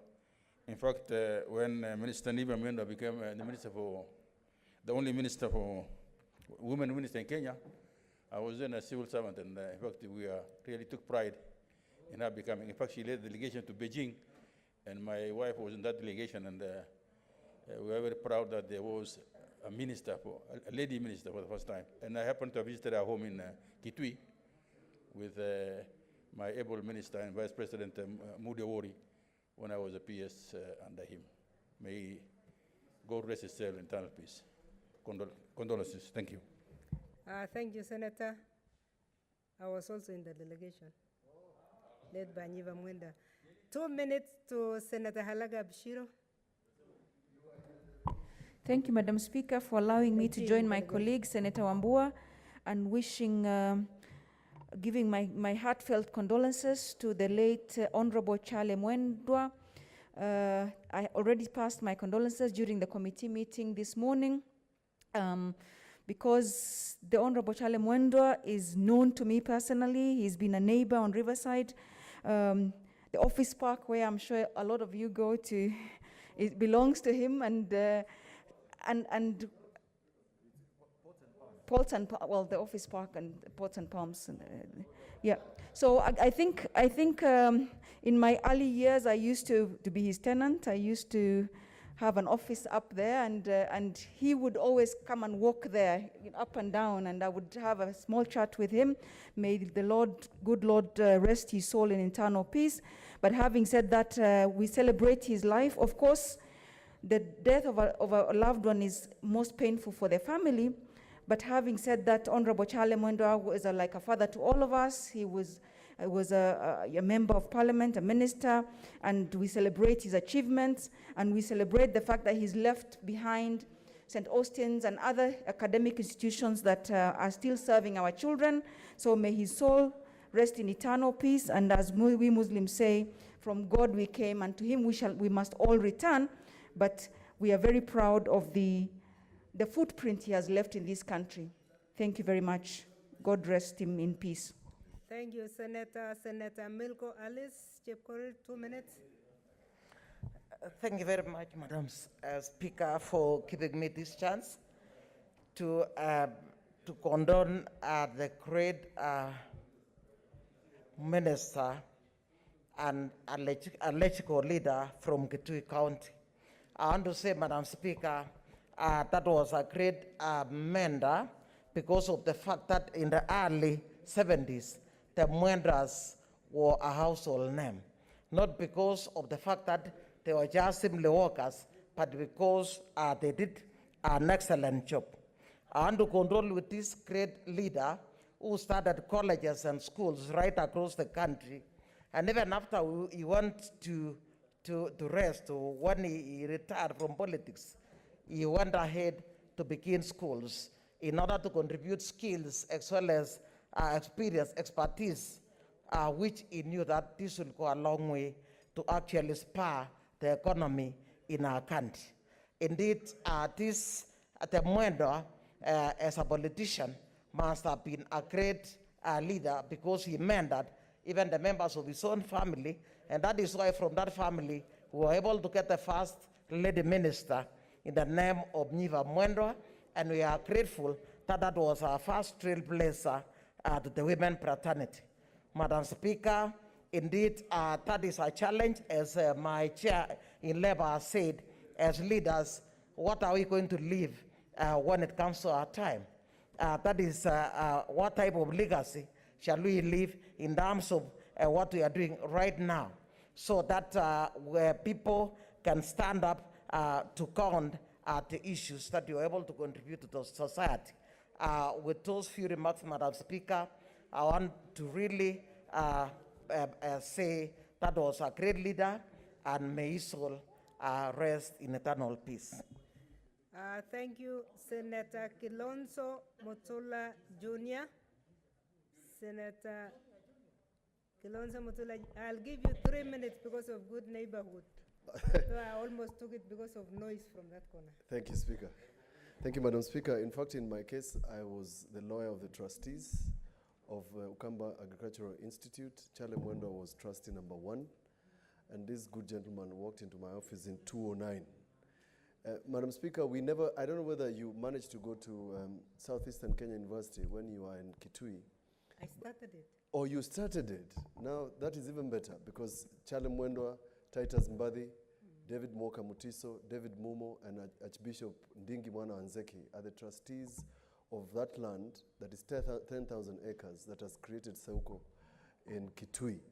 And when the president, Mwai Kibaki, gave this university to the Ukamba region, some very delinquent men filed a case against Ukamba Agricultural Institute, and I was instructed by Charlie Mwendwa, Titus Mbadi, Ndingi Mwana Wanzeki, and others. What I want to say is, on behalf of my family, I wish to pass my condolences to this good gentleman and the people of Kitui. Madam Speaker, the eulogy, when the eulogy was read, I began to think that Senator Wetangula and Senator Fogisha and yourself, the people who have dealt with people like Charlie Mwenda, Titus Mbadi, must find a way where we can tell the history of this gentleman when they are still alive. This gentleman went to school with Mugabe. This gentleman went to school with Buthelezi in South Africa. They have got such a rich history about the world that, Madam Speaker, unless we tell the story, and one of the most interesting thing about him is that when he was in school, he managed to change because then they were singing the national anthem to the Queen. He forced the school to change the anthem. Says to their Queen, not to our Queen. Charlie Mwendo. I mean, that's bold. But the story of people, Madam Speaker, should not be told when they are dead. It's unfortunate. You know this gentleman called Kalulu from Mboni. I sat with him. He had a good history. You came to Mboni. You saw the forests. He had a story about how those forests were created by the Europeans. People were removed at gunpoint so that those forests could be created.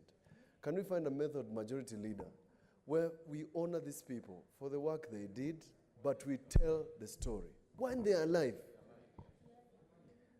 3 generations from now, the children of your children won't know who Charlie Mwendo was and what it meant for a person to say, we will not pledge allegiance to the Queen. They will not understand. So can we find a method of telling stories about these people? Because it's unfortunate for a story like the one I have read today in his eulogy to be in his eulogy. It should be in a book, in a school, where people should be reading. When I visited, Madam Speaker, the Robben Island, I found a former prisoner telling us the story about that prison. The story of Kenya should be told by the people who fought for Kenya. And it's unfortunate that we have to read the story of these good people when they are long dead. It's unfortunate, but since God has done what he does best, and since he loved him more, may he rest in peace. But can we find another method of doing this when people are alive? I'm sure where he was, he knows that we didn't appreciate him. We didn't. And I think we should appreciate. But even then, I think, just like in Europe, Madam Speaker, we should either give them a card to be accessing groceries, or we give them a card to be accessing medical care for free parking. You know, when they get into a place, you don't need to hassle them. This Chale Mwendo should have walked into Aga Khan without paying a bill, Madam Speaker. Airports, first class access. These are our heroes. Let's not celebrate people when they die. It's not right. Thank you, Speaker. Thank you, Senator, and thank you, Senators, for passing those good words of comfort to the family. I join all of you in sending our condolences to the family of Kiale Mwendwa. A man whose story I heard when I was Minister for Education when we went to inspect the Southeastern University. May his soul rest in peace. And over and above that, I just wanted to mention that there is a motion that is being sponsored by Senator Rose Nyamunga, recognizing and appreciating elderly people. I think this is the opportunity for us to really craft in and bring in recognitions, because we seem to be very low in appreciating our people. Thank you very much. Next order.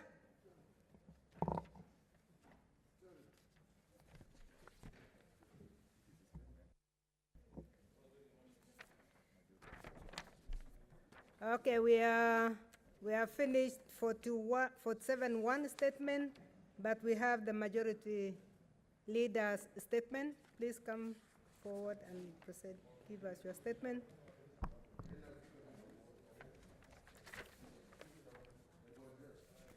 Madam Speaker, pursuant to Standing Order 52-1, I hereby present to the Senate the business of the House for the week commencing Tuesday, 17th November 2020. Madam Speaker, on Tuesday, 17th November 2020, the Senate Business Committee will meet to schedule the business of the Senate. On that day, the Senate, pursuant to Standing Order 24, 5, and 6 of the Senate, will debate on the motion on the address by His Excellency the President, which will be delivered tomorrow, Thursday, 12th November 2020, at a special sitting of the Houses of Parliament. Madam Speaker, honorable senators will note that in today's order paper, debate on the motion to alter the Senate calendar to allow the Senate to hold one sitting per week will resume today. If this motion passes, honorable senators will be advised on the business of the Senate accordingly. However, if the motion does not pass on Wednesday, 18th November 2020 and Thursday, 19th November 2020, the Senate will continue with business that will not be concluded on Tuesday, 17th, and will also consider the bills for which, following the judgment of the High Court in the Constitutional Petition number 284 of 2019, the resolution process contemplated under Article 110(3) of the Constitution was completed by both Speakers of Parliament and any other business scheduled by the Senate Business Committee. Madam Speaker, with respect to bills, honorable senators will be aware that the judgment by the High Court in the Constitutional Petition number 284 of 2019 has had far-reaching implications on the business of the Senate. I continue to urge for patience and understanding as the office of the Speaker and that of the Senate leadership engages our counterparts in the National Assembly to fast-track the process of regularizing, including republishing bills to conform with Article 110(3) of the Constitution. Madam Speaker, there are 58 petitions pending consideration by respective standing committees. I urge the committees to use the available opportunity to expeditiously consider the said petitions and table reports pursuant to the standing orders. Honorable senators, please console in low tones. Madam Speaker, I thank you and hereby lay the statement on the table of the House. Thank you. Thank you, Senator. We now move to statements under Standing Order 48-1. And because our program is very busy today, honorable senators, I want to seek your indulgence in what to limit. We limit the numbers and we limit the time. Okay, we are going to limit the time to 3 minutes for every member contributing after the member has read the statement. and I'll give one from each side. The first one from each side, so that we have 2 contributors, and that should move us as fast as possible to the next business of the House. Senator Petronila Were Locorio. Senator Petronila, we skip that. Senator Mercy Chebeni.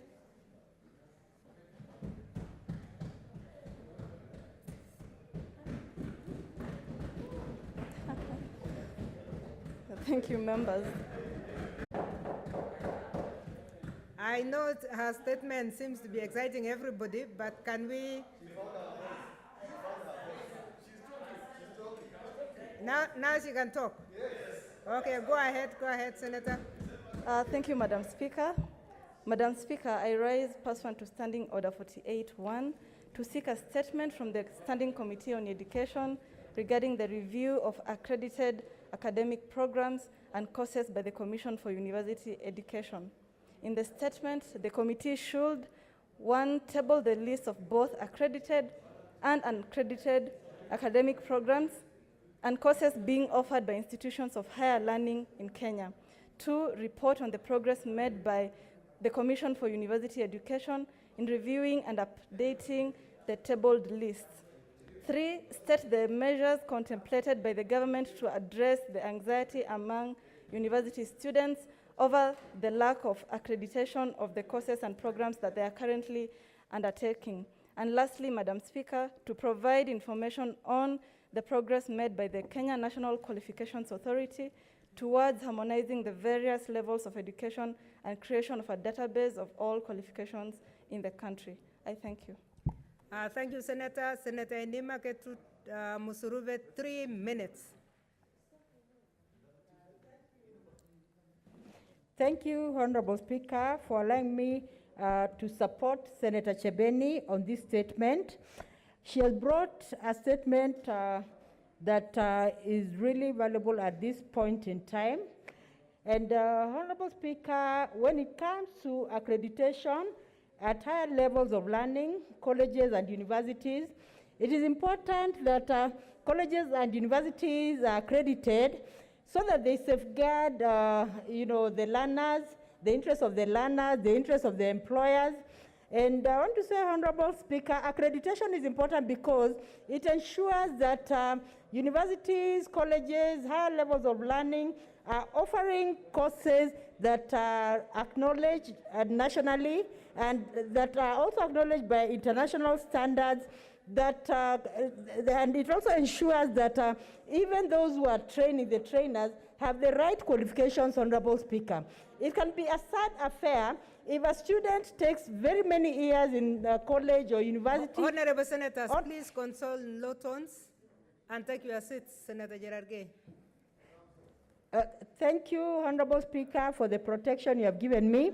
It is unfortunate, Honorable Speaker, and it will be a painful thing for the students to go through a course, maybe take 4 years, 5 years, only to realize that the course they are taking has not been accredited, Honorable Speaker. It can be a waste of resources, a waste of energy, and also demoralizing, Honorable Speaker. So I want to the student, I want to say, Honorable Speaker, accreditation is important because it ensures that the qualifications are desired for a certain course are actually given, Honorable Speaker. And this accreditation should be done intellectually, Honorable Speaker. Like, for instance, if a course offered in a university is supposed to be medical, it's supposed to be veterinary, let it have the desired qualifications, Honorable Speaker. And I want to say, Honorable Speaker, there's a time also a course in range management was sort of qualified to, the game rangers were actually qualified to do what veterinary doctors do. Honorable Speaker, when you look at the qualifications that are desired for this particular course, they should be courses, there should be qualifications that merit, Honorable Speaker. We need to ensure that universities are accredited for the purpose of ensuring also that the courses are market-driven, and apart from being market-driven, Honorable Speaker, there's need for a review, so that even the things we desire in our children from an early age to secondary, all the way to university, are enshrined in the courses, Honorable Speaker. Like, for example, we are talking about the elderly. And I want to thank Senator Nyamuga for coming up with that. When we want our children to really have it in their mind and inculcate that issue of national ethos, it has to start even from universities and colleges. There's need to have even a unit that speaks on it from first year, and it should be a prerequisite unit, so that even when students are going through the course, by the time they exit from university and to the world of work, they'll be having the ethos that we want as a nation, Honorable Speaker. So I support this statement, and I hope that when it goes to the right committee, which I hope is education where I see it, we will do a lot of justice to this, this statement that is actually seeking. Thank you, Senator. Senator Gerard Gay Samson Gibrotich. Thank you, Madam Speaker, for this opportunity. I want to congratulate Senator Chebeni for this statement. I think I want just to say two things, Madam Speaker. That I want to request that as a country and reforms in education, that we should be accrediting courses, Madam Speaker, that are up to date as what is happening. Because when you accredit some of the courses that are not relevant with the economic situation, changes in society, culture, and values, Madam Speaker, I think it is very important that the Council of University Education, Commission of University Education, or Q, must come up with an innovative way. Especially, we should now be insisting on ICT. We should be insisting on giving enterprise and life skills, so that even when you train, Madam Speaker, there are people who are trained in some courses, but they can't even fix a bulb. We need to be able, Madam Speaker, to have people who, when you say this is an electrical engineer, they can even fix a bulb. You have engineers who have degrees, and I'm not being blasphemous, but I'm just saying they can't even fix a bulb. Madam Speaker, secondly, and finally, is that the Ministry of Education is suffering leadership crisis. You can see the chaos in which the Ministry of Education is. You can even see the CS Makoa the other day was insulting some of your senior education officials in Uasin Gishu County.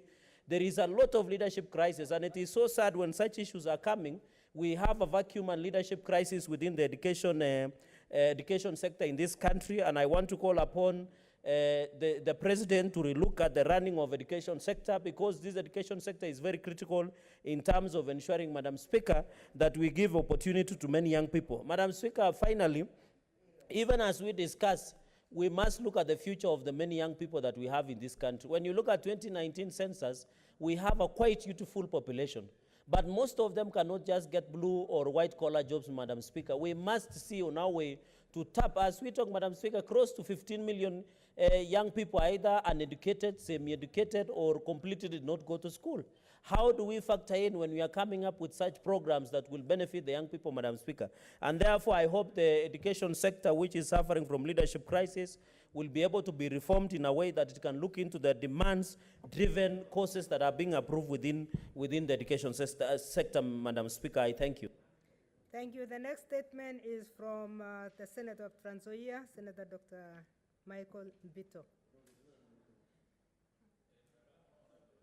Michael Mbito, not here.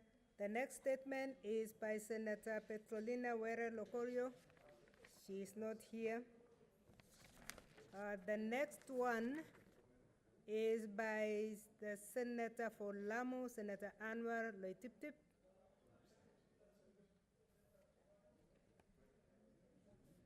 He is not here. Honorable Senators, we now move to statements passed on to Standing Order 51, 1B from the chairpersons of committees. I would like to start with the chairperson of CHAILAC. Chairperson of CHAILAC.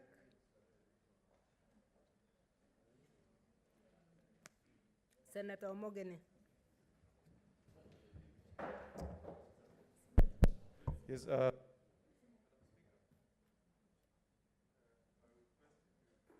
Okay.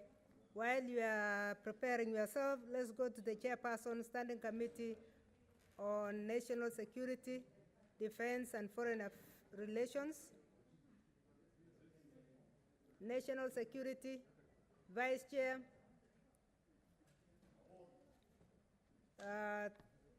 Yes, Vice Chair. Senator Pareno.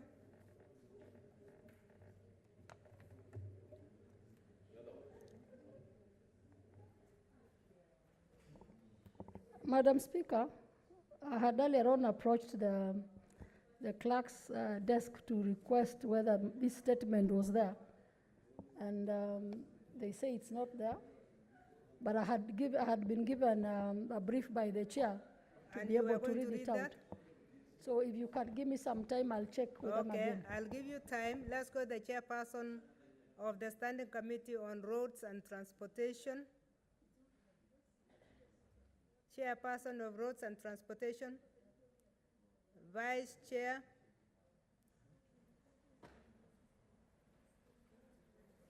Okay, the next one is the chairperson of the Sessional Committee on Delegated Legislation. Delegated Legislation, Senator Faki. Thank you, Madam Speaker. Madam Speaker, I stand pursuant to Standing Order number 51-1B of the Senate Standing Orders. Honorable Speaker, I rise pursuant to Standing Order number 51-1B of the Senate Standing Orders to make a statement relating to the activities of the Sessional Committee on Delegated Legislation from 6th May 2020 to 4th of November 2020. Honorable Speaker, the Sessional Committee on Delegated Legislation is established under Standing Order number 221 of the Senate Standing Order. The committee is mandated to scrutinize statutory instruments laid before the House to ensure that they are consistent with the provisions of the Statutory Instruments Act number 2013. During the review period, the committee held 64 meetings, during which we considered 25 draft and published statutory instruments, including regulations, orders, and rules as follows. A, regulations. Honorable Speaker, the committee has acceded to the following regulations. 1, Public Procurement Regulations 2020. The regulation was tabled on 5th of May 2020.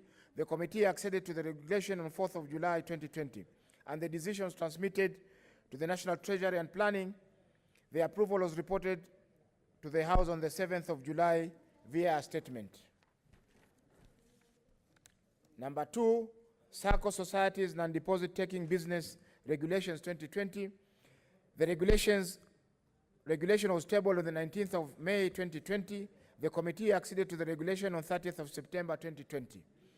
And the decision was transmitted to the Ministry of Livestock, Agriculture, Livestock and Fisheries and Cooperatives. Number 3, Railway City Development Authority Order 2020. The committee acceded to the regulations on 29th of October 2020. The decision was transmitted to the Ministry of Transport, Infrastructure, Housing, Urban and Public Works. Honorable Speaker, the committee considered the Crops Tea Industry Regulations 2020 and the Crops Sugar General Regulations 2020 jointly with the Standing Committee on Agriculture, Livestock and Fisheries. Out of 64 meetings held, the committee held 22 meetings with the Standing Committee on Agriculture, Livestock and Fisheries to consider the two regulations. After careful consideration of submissions from stakeholders and the Cabinet Secretary for Agriculture, Livestock, Fisheries and Cooperatives on 4th of November 2020, the committee acceded to the Crops Sugar General Regulations 2020. However, the committee did not accede to the Crops Tea Regulations 2020. The committee will be seeking a resolution of the Senate to annul the Crops Tea Industry Regulations 2020. Some of the provisions that were not in the interest of counties. The regulation should clearly provide for the role of counties, noting that agriculture is a devolved function. I wish to thank the chairperson of the Standing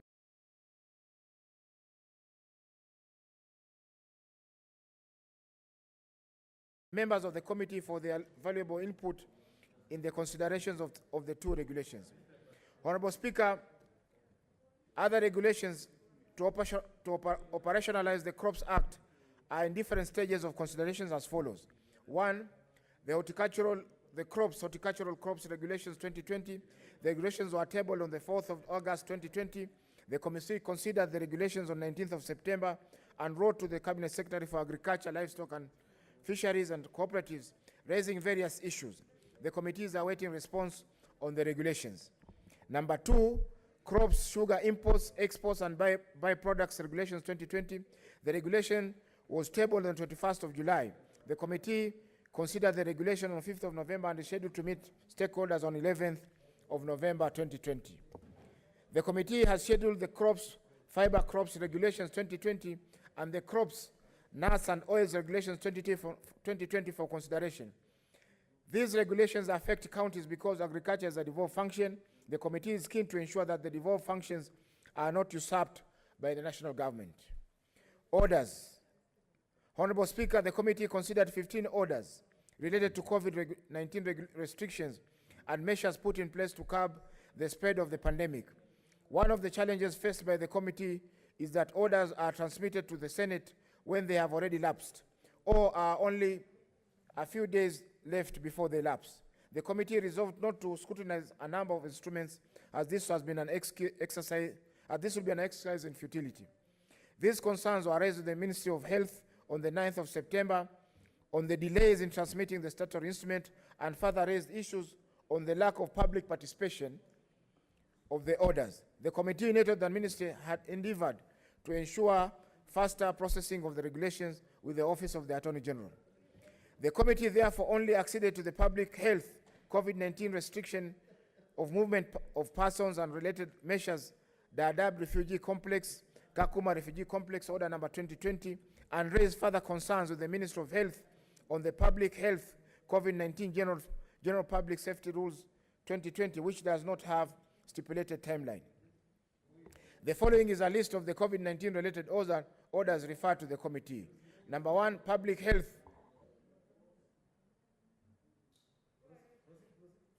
Number 1, public health COVID-19 restriction of movement of persons and related measures, Nairobi Metropolitan Extension Order. Number 2, the public health COVID-19 restriction of movement of persons and related measures, Mombasa County Extension Order. Number 3, public health COVID-19 restriction of movement of persons and related orders, Kilifi County Extension Order. Number 4, public health COVID-19 restriction of movement of persons and related measures, Kwale County Extension Order. Number 5, public health COVID-19 restriction of movement of persons and related measures, Mandera County Order. Number 6, public health COVID-19 restriction of movement of persons and related measures, Dadaab Refugee Complex and Kakuma Refugee Camp Order. Number 7, public health COVID-19 restriction of movement of persons and related measures, Mombasa Old Town Order 2020. Number 8, public health COVID-19 restriction of movement of persons and related measures, Isli Area Order 2020. Number 9, the public health COVID-19 restriction of movement of persons and related measures, Mandera County Extension Order 2020. Number 10, the public health COVID-19 restriction of movement of persons and related measures, Nairobi Metropolitan Extension Order number 2 of 2020. Number 11, public health COVID-19 restriction of movement of persons and related measures, Nairobi Metropolitan Extension Order number 3 of 2020. Number 12, the public health COVID-19 restriction of movement of persons and related measures, Mandera County Extension Order number 3 of 2020. Number 13, the public health COVID-19 restriction of movement of persons and related measures, Mombasa Old Town Order 2020, number 3 of 2020. Number 14, the public health COVID-19 restriction of movement of persons and related measures, Dadaab Refugee Complex and Kakuma Refugee Camp Order number 2 of 2020. And finally, the public health COVID-19 general public safety rules 2020. The committee is scheduled to meet the Cabinet Secretary for Health to give further reasons why the ministry had not submitted COVID-19 regulations to the Senate. Number C, rules. With regard to rules, the committee acceded to the traffic driving schools, driving instructors and driving licenses rules 2020. The rules were tabled on the 19th of May 2020. The committee acceded to the regulations of 15th of June 2020. And the decision was transmitted to the Ministry of Transport, Infrastructure, Housing, Urban Development and Public Works and the Ministry of Interior and Coordination of National Government. The approval was reported to the House on the 7th of July via statement. D, draft rules. The committee considered the draft Digital Hailing Service Rules 2020 pursuant to a request from the stakeholder, Bolt Kenya Limited, and raised various issues the National Transport and Safety Authority, NTSA, regarding the rules. The NTSA indicated that it is still conducting public participation and stakeholder consultation on the rules, and they will table the rules to the Senate for considerations once they are published. Pending business. The following statutory instruments are pending before the committee and are scheduled for consideration.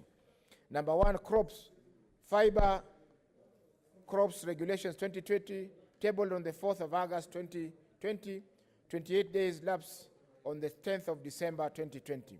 Number 2, crops, nuts and oils regulations 2020, tabled on the 4th of November 2020. Number 3, public finance management parliamentary mortgage members scheme fund amendment regulations 2020, tabled on the 24th of September 2020, 28 sittings lapsed on the 23rd of February 2021. Number 4, public finance management parliamentary mortgage staff scheme fund amendment regulations regulations 2020, tabled on the 24th of September, 28 sitting days lapsed on 23rd of February 2021. Number 5, public finance management parliamentary car loan member scheme fund amendment regulations 2020, tabled on the 24th of September 2020, 28 days lapsed on the 23rd of February 2021. And finally, the public finance management parliamentary car loan staffs scheme funds amendment regulations 2020, tabled on the 24th of September 2020. 28 days are lapsing on the 23rd of February 2021. Honorable Speaker, the role of the Senate in scrutiny of statutory instrument is important, and the matter of concurrence should extend to the scrutiny of statutory instruments to ensure the interest of the counties is protected. I wish to thank your office for the support accorded to the committee in undertaking its work. I also wish to acknowledge the Secretariat support that the committee has received from the Office of the Clerk. Lastly, I wish to thank my predecessor, Senator for Nyamira, County Senator Okongo Mogeni, Senior Council MP, who steered the committee from May to July 2020, as well as the past and present members of the committee for their diligence in executing the mandate of the committee. I wish to thank you, Honorable Speaker. Thank you very much, Senator. This was a very elaborate report from the committee. Thank you. Now we go to the Chair of JLAC, Senator Omogeni.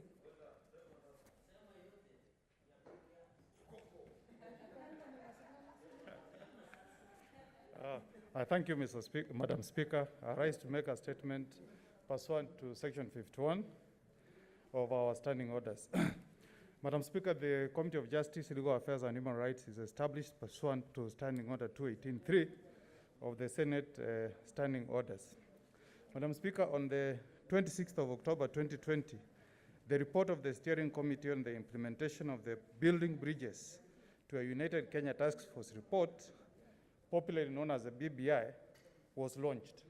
Madam Speaker, the highly anticipated report proposed various constitutional amendments, policy and legislative amendments that not only affect the Senate, but also affect devolution in general.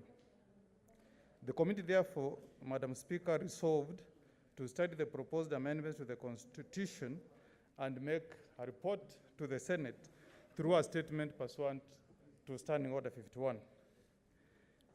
Madam Speaker, the committee held substantive deliberations and has made various observations on the proposed constitutional amendments as contained in the BBI report, as is detailed in the statement that I'm presenting to the House. Madam Speaker, additionally, the committee has made proposals with a view to further achieve the objective of the BBI report, which is to protect the interests of the counties and to enhance the important role of the Senate, which as set out in this statement.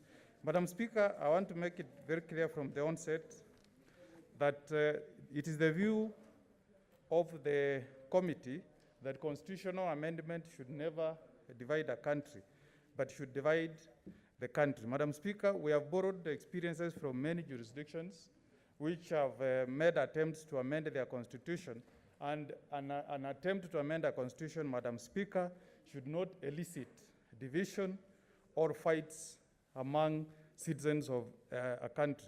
Madam Speaker, we looked at various jurisdictions where attempts have been made to amend the Constitution, with the result being that whenever the proposed amendment is carried, the country remains united, and when the vote is lost, the country still remains united.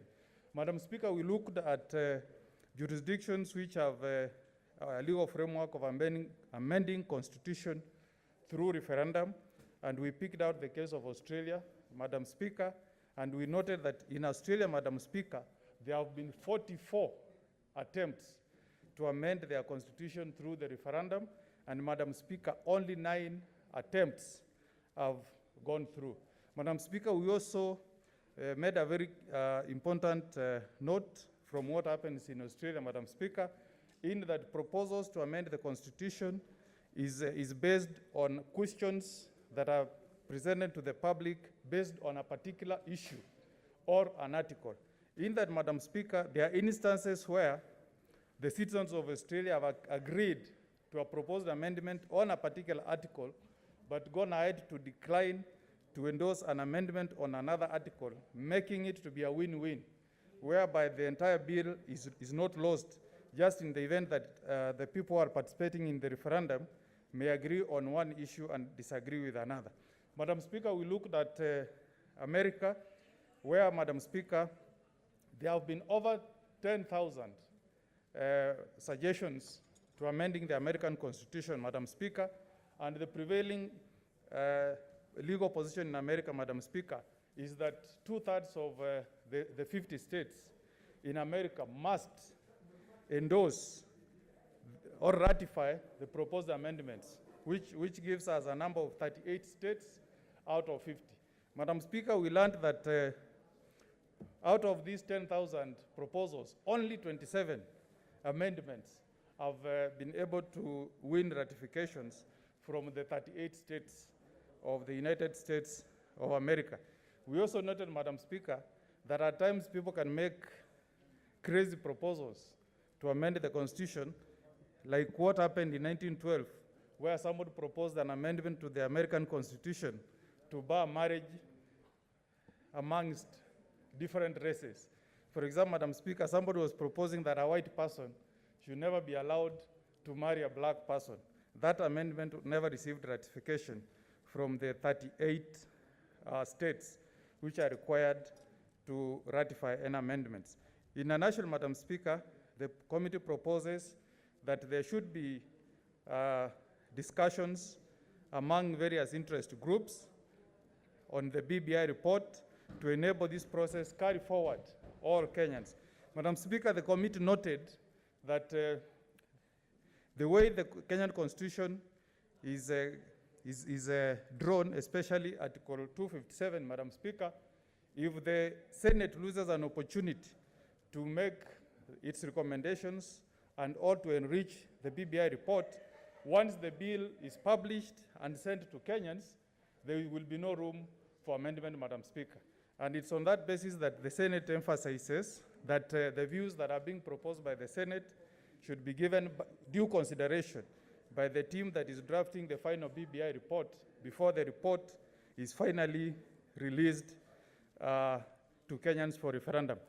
Madam Speaker, with your permission, I want to very quickly touch on the various articles that the committee was able to consider.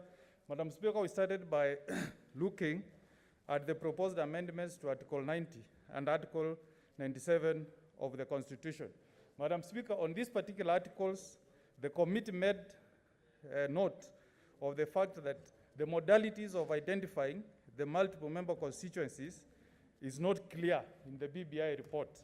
This committee proposes, Madam Speaker, that the drafters of the BBI report and the Constitution Amendment Bill should provide clarity on this matter to avoid contention on the constituencies that will benefit from the multiple constituencies, Madam Speaker. Further, Madam Speaker, this committee noted that though the additional 70 seats are meant to serve the missing link on affirmative action, this has not been made clear in the proposed BBI amendments. Madam Speaker, the committee noted that the party list does not provide an answer to this problem of affirmative action, in that though a party is obligated to nominate at least 130 members of opposite gender, there is no guarantee that those that will be elected will attain the deficiency of the affirmative number given in, in our constitution. Madam Speaker, on the issue of population, we noted, Madam Speaker, that in the United States of America, Madam Speaker, the issue of population keeps shifting every 10 years, Madam Speaker. For example, we noted, Madam Speaker, that if people migrate from one state in America and the population of another state where they're migrating to increases, then after 10 years, Madam Speaker, the constituencies in that particular state increase. We take note of a state of New York, which experienced a decline in population, and it lost the number of representatives in Congress, but the representatives in the state of California has grown over time because of increment in population. So, Madam Speaker, is the recommendation of the committee that this issue of population and constituency needs clarity on the BBI report. Madam Speaker, on the role that is played by the Senate, this committee noted that though the body of the committee has singled out the reasons and objectives of the constitutional amendment as harmonizations of the roles that are played by the National Assembly and the Senate, in the report itself, Madam Speaker, there has not been clarity on the roles that are played by the Senate and the National Assembly. Madam Speaker, the committee therefore recommends that Article 96 of the Constitution should be amended so that we give the Senate full mandate on dealing with all legislations, save for money bills that should originate from the National Assembly but should still be considered by the Senate. Madam Speaker, we have borrowed examples that happen in many jurisdictions where we have a bicameral parliament. Again, Madam Speaker, we were able to look at jurisdictions like Australia. And Madam Speaker, the emphasis in Australia is that since both members of the Senate and members of House of Representatives are directly elected by the people, as is the case in Kenya, Madam Speaker, legislative mandate between the House of Representatives, in our case the National Assembly, and the Senate should be shared. That can be distinguished, Madam Speaker, with jurisdictions like United Kingdom, where members of the House of Lords don't enjoy direct mandate from the people through an election. Madam Speaker, we were also able to look at the case of United States of America, where again, Madam Speaker, the senators enjoy direct mandate from the people through elections and legislative mandate between the Honorable House. Senators, please consult in low tones so we can follow. Yes, Madam Speaker, the report. legislative mandate between the House of Representatives and the Senate in the US is again a shared mandate. Madam Speaker, what was of interest to the committee, Madam Speaker, is that in all these jurisdictions, because senators campaign in wider regions, they receive compensation by serving office for a longer period of time than their colleagues in the House of Representatives. Madam Speaker, in the United States of America, the representatives, the congressmen in the House of Representatives are elected for a term of 2 years. But the senators who are elected through the wider state enjoy a term limit of 6 years. Again, Madam Speaker, when we looked at Australia, again, those who are elected to the House of Representatives serve for a period of 4 years, but senators... Order, members, order. Senators. Please consult in low tones so we can follow. Senators who campaign from the entire state serve for a period of 6 years. So, Madam Speaker, you can see that there's a distinction in terms of the period that people who are elected from wider constituencies and who serve in the Senate, they serve for a longer period than those in the House of Representatives. Again, Madam Speaker, on this,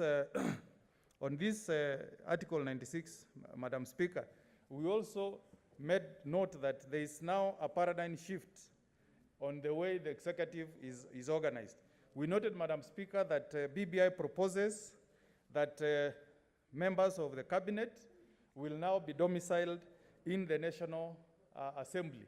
Madam Speaker, to draw a clear distinction on the roles that are played by the National Assembly and the Executive, and now that the Executive will be domiciled in the National Assembly, Madam Speaker, the committee proposes that Article 96 be amended to give the vetting powers of various appointees to constitutional offices to the Senate, Madam Speaker.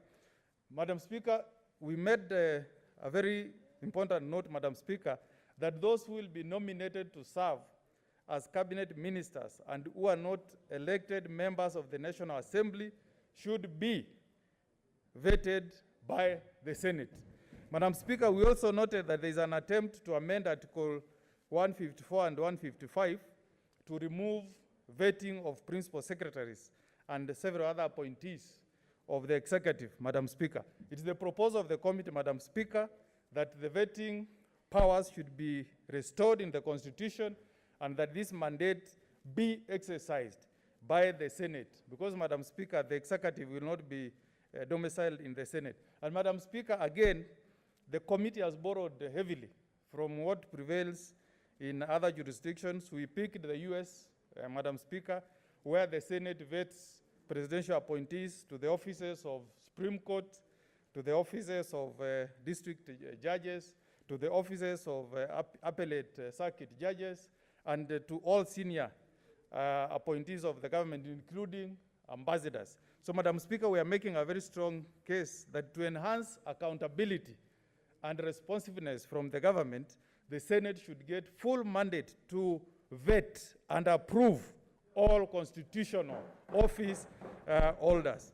Madam Speaker, on the issue of Article 97, Madam Speaker, which proposes to transfer the 47 women from the National Assembly, Madam Speaker, we have proposed, Madam Speaker, that the prevailing situation where the counties elect 47 women be retained.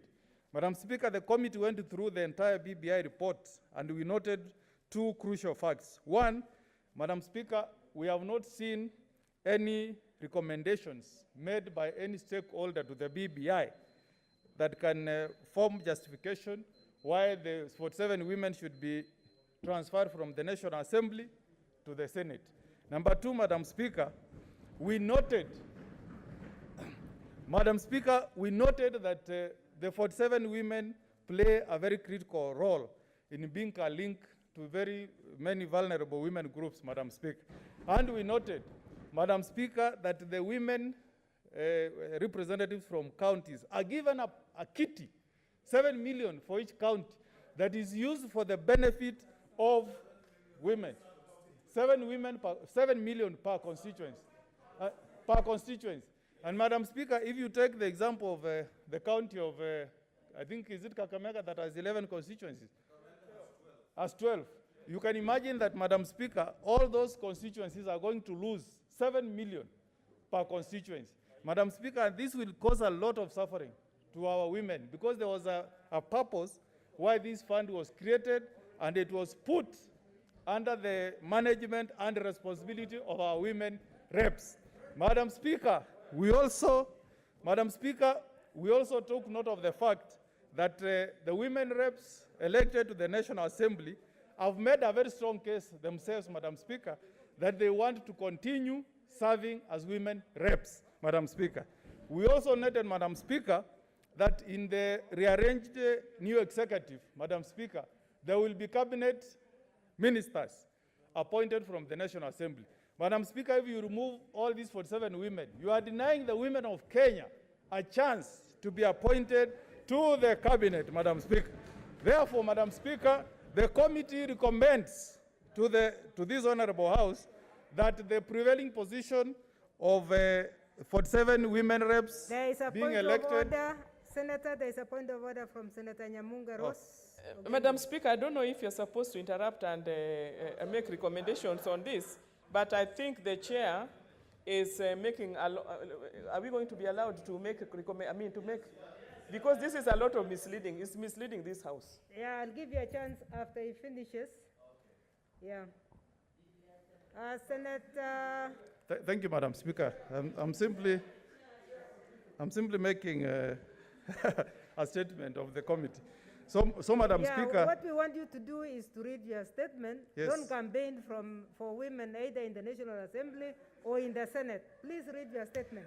Thank you, Madam Speaker. So on that particular article, Madam Speaker, it is the recommendation of the committee that the elected senators, the composition of the senators be retained as it is currently. Madam Speaker, on the issue of Article 123 that is proposed to be deleted, Madam Speaker, the committee made note that Article 123 plays a very important role for the Senate because it's the one that gives guidelines on how decisions are made in the Senate, Madam Speaker. And this committee has proposed, Madam Speaker, that the proposal to delete Article 123 from the Constitution should be disregarded and the prevailing position be retained so that senators who are delegates from counties are allowed to cast their votes as delegates. And Madam Speaker, again, we have borrowed this from various jurisdictions where senators represent states. They don't represent constituencies. So in our case, Madam Speaker, we represent counties. Madam Speaker, on Article 108, Madam Speaker, we noted that the BBI has proposed amendments and provided for leadership positions in the National Assembly, Madam Speaker, but it is the recommendation of this committee, Madam Speaker, that there should be a provision for leadership positions in the institution of Parliament, Madam Speaker, and not the National Assembly, Madam Speaker. So the committee proposes, Madam Speaker, that whereas the National Assembly will have the position of leader of official position and the Prime Minister, BBI should consider, Madam Speaker, either creating the position of leader of government business in the Senate or retaining the prevailing position where there is leader of majority. Because, Madam Speaker, leadership of the Senate should also be anchored in the Constitution. Madam Speaker, on Article 153, the committee noted that now that we have rearrangement of the executive, Madam Speaker, there should be clarity, Madam Speaker, that to enhance the oversight role of the Senate, the Prime Minister and all cabinet ministers should be allowed to appear before the Senate to respond to questions on accountability as may be raised by the Senate. Madam Speaker, on Article 171 of the Constitution, which creates the office of the Ombudsman, Madam Speaker, the committee supports in principle the creation of the office of the Ombudsman, but Madam Speaker, in view of the fact that this office will be investigating judges, the committee recommends, Madam Speaker, that the Ombudsman should be an ex-officio member of Judicial Service Commission without voting powers. Madam Speaker, to also reduce the politics or the politicization of the institution of the judiciary, the committee recommends that the report of the Ombudsman should be tabled to the Judicial Service Commission and not to Parliament or to the head of the executive.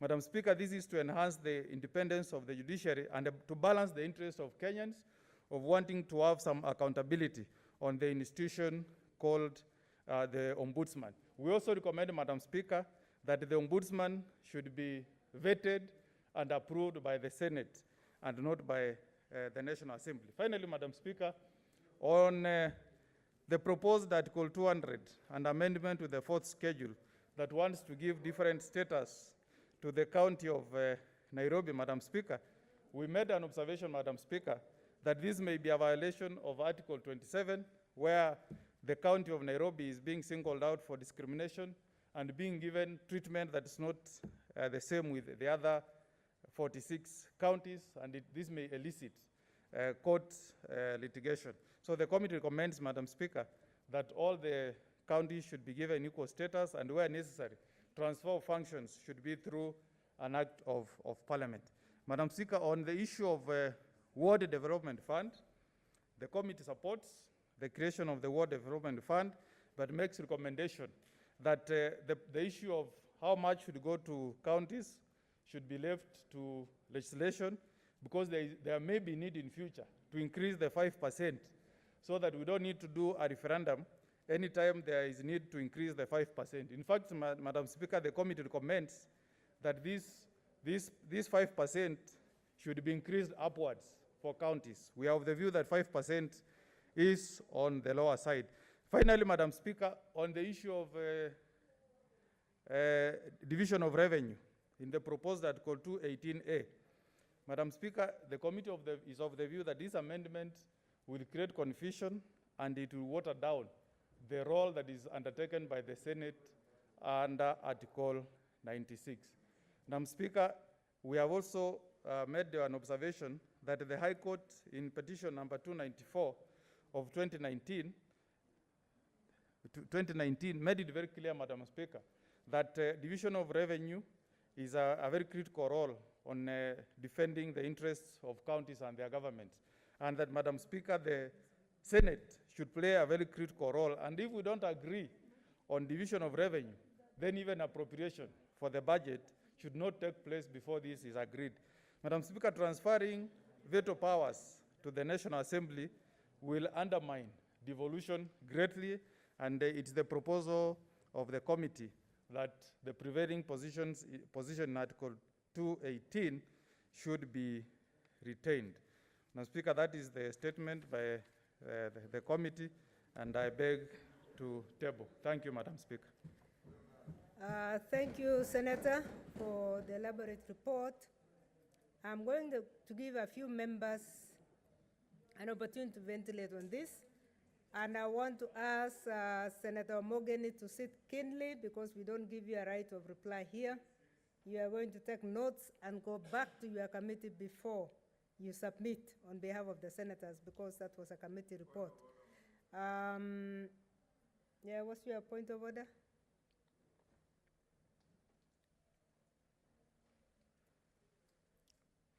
Madam Speaker, before you exercise that discretion, because ordinarily we don't debate this kind of statement. It is simply given and left to lie where it has fallen. What I suggest to you, Madam Speaker, is the statement has made very, very important propositions on improving the BBI process, particularly in relation to the Senate, so that we don't look bad out there as engaging in altercations over a statement that is coming from our own committee. I would suggest that members who have got any dissenting ideas on the report to improve it by giving their views to the committee, other than us engaging in debate over the issue. And looking like we, as a Senate, we are running helter-skelter instead of having a unified approach to what we want to go to BBI. So I want to, the committee represents all of us, and anybody can sit in that committee as a friend of the committee when it's sitting. We didn't, because probably we were not told. But I want to encourage us that this house is under assault. This house is under attack. And to destroy this house is to destroy devolution. And we should not give our detractors an opportunity to see that we don't speak with one voice and assault us even more. Thank you, Madam Speaker. Thank you, Senator. But if you look at your standing order 51.3, it says that the Speaker may allow comments on observations in relation to the report tabled under paragraph 1. Which one is the report that has just been forwarded? So I say it so because I'll only allow 2 members from each side of the House. And, but what I agree with Senator Wetangula is that we are not opposing or supporting. We are just enriching. Please enrich and don't take us to the arguments of BBI. We are now trying to enrich our own document, because what the chair of the committee is assuring us is that that report will reach where it is required. So please, let's not debate on whether it will go or it will not go or where is it going. Let's just enrich what he has done And if there are any comments that you want to add, please add. I think I agree with Senator Wetangula that it's no time for us to fight against our own committee. With that, I will start with Senator Cheriot Aaron, and please don't let me stop you if you stray. Not you in particular, I'm talking of all the members. Let's not stray away from our debate. Senator Cheriot. Madam Speaker, you know very well that as my teacher at the university, I followed all your instructions keenly. So I don't intend to change that today. I agree with the wisdom of our senior colleague, Senator Moses Wetangula, that while we may have divergent views on maybe one or two issues, the document largely reflects the views of many of us in this House, if not all of us, especially where they have dwelt on provisions on the Senate, Madam Speaker. Madam Speaker, Article 123 of our Constitution is such an important article, perhaps the most important, perhaps even stronger than Article 96 that establishes, or maybe it will come second to Article 96 that establishes the Senate, Madam Speaker. Why do I say this? I say this, Madam Speaker, because having been in this House for fairly some good time, Madam Speaker, each time you see the whips of this House move around and look for that magical number 24, it will always stick somewhere at the back of your mind that they are looking for half the country to agree on a particular issue. If you water down the provisions of Article 123, Madam Speaker, as such that just by a decision of even the loudest of eyes carry any particular issue, including very important issues to the existence of a nation, Madam Speaker, then you're beginning to erode the gains that you have made as a society since 1963. Therefore, Madam Speaker, I agree with the proposals largely. I'm one of those maybe perhaps who agree 100% if I was to quantify my agreement with the propositions that have come from this committee. Madam Speaker, another very important provision, and I'll let this, our colleague, I'd beg to have the attention of our colleague women senators who strongly feel about this issue where every time we discuss the provision where there's a proposal to move what are currently referred to as women representatives to the Senate, that don't reduce it to be a gender issue. In fact, to the best of my knowledge, this is not a gender question, but it's about the dilution of the position of a Senate as compared to the rest of the 6 other positions on the ballot. When you go to the ballot every 5 years, Madam Speaker, there are 6 positions that you vote on. And the question that senators are asking, if on the other 5 positions, you're voting on the basis of the strength of an individual, how comes it is only the Senate that you want to reduce it to be voted on the basis of gender, where you're voting a man and a woman? If you feel that you want to be completely inclusive, then pass on the same provision right from member of county assembly all the way to the president. It is as simple. It has absolutely nothing to do with us saying that we feel lesser of being, and you know, I'd wish to plead with our colleague women senators that let us raise the bar of the debate. Even on this issue of a deputy governor, the issue is not about whether you are a man or a woman. To the best of my knowledge, if you ask many of the deputy governors that serve in this current dispensation, they'll tell you that their biggest cry for help is the fact that there is no clearly defined responsibilities for them and functions. Functions rank way above issues of gender. It will be important if you want to propose and say it must be a woman, okay. Personally, I do not hold very strong views about it, but at least give that woman some work. Don't just put any other woman to have without defining responsibilities for them. That's a discussion that you are saying. Let us find ways of improving and reaching this conversation, Madam Speaker, so that it can benefit all of us as Kenyans. Therefore, Madam Speaker, okay. And his 3 minutes are over almost.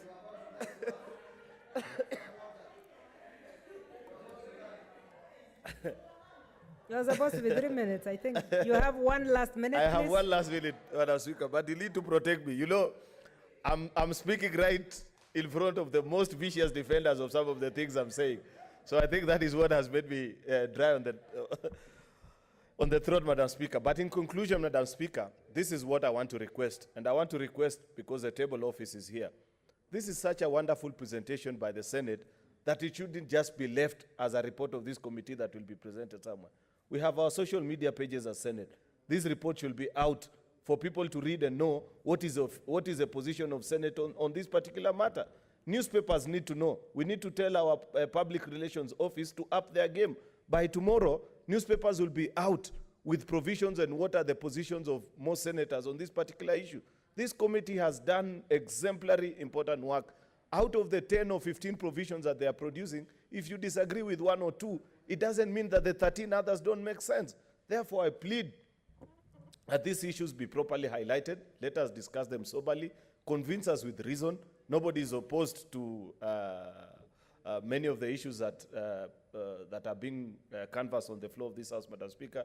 But most importantly, the final thing that I'd wish to say, our Constitution is a social contract, Madam Speaker. It binds us all. Let us avoid the very temptation where certain people would wish to exclude others. And on this I say, it's unfortunate that I say this, the leadership of the House is not here. What happened in Naivasha is regrettable, Madam Speaker. The fact that you can invite members of parliament to a meeting to the exclusion of others without giving a proper justification and criteria, don't take us for fools. Don't tell us about COVID, yet we know what were your considerations. That was extremely shameful of our leadership. I want to say thank you to JLAC for finally rescuing the conduct and the stature of Senate by doing this particular document. Thank you, Senator. Senator Nyamunga Rose Ogendo. 3 minutes. Thank you, Madam Speaker, for giving me this opportunity. Actually, I'm very surprised that if we are talking about gains and talking about the unity of this House, then why are we identifying a particular issue that was proposed by the public of Kenya? The issue of doubling the Senate was not a matter of women.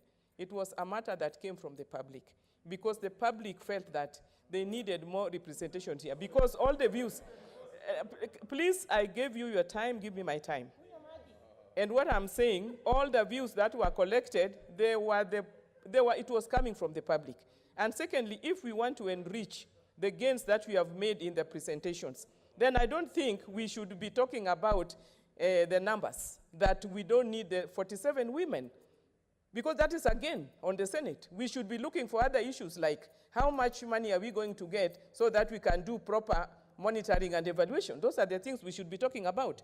And if you are giving this House information, it has to be very accurate. Because if we are talking about the 47 women at the National Assembly, and the money that has been allocated to them, kindly go ahead and look at what is going to happen to that money. Because it is already put there. That money will not move from the National Assembly. It is going to go to the top-up, the number of women that will be topped up after the elections are done.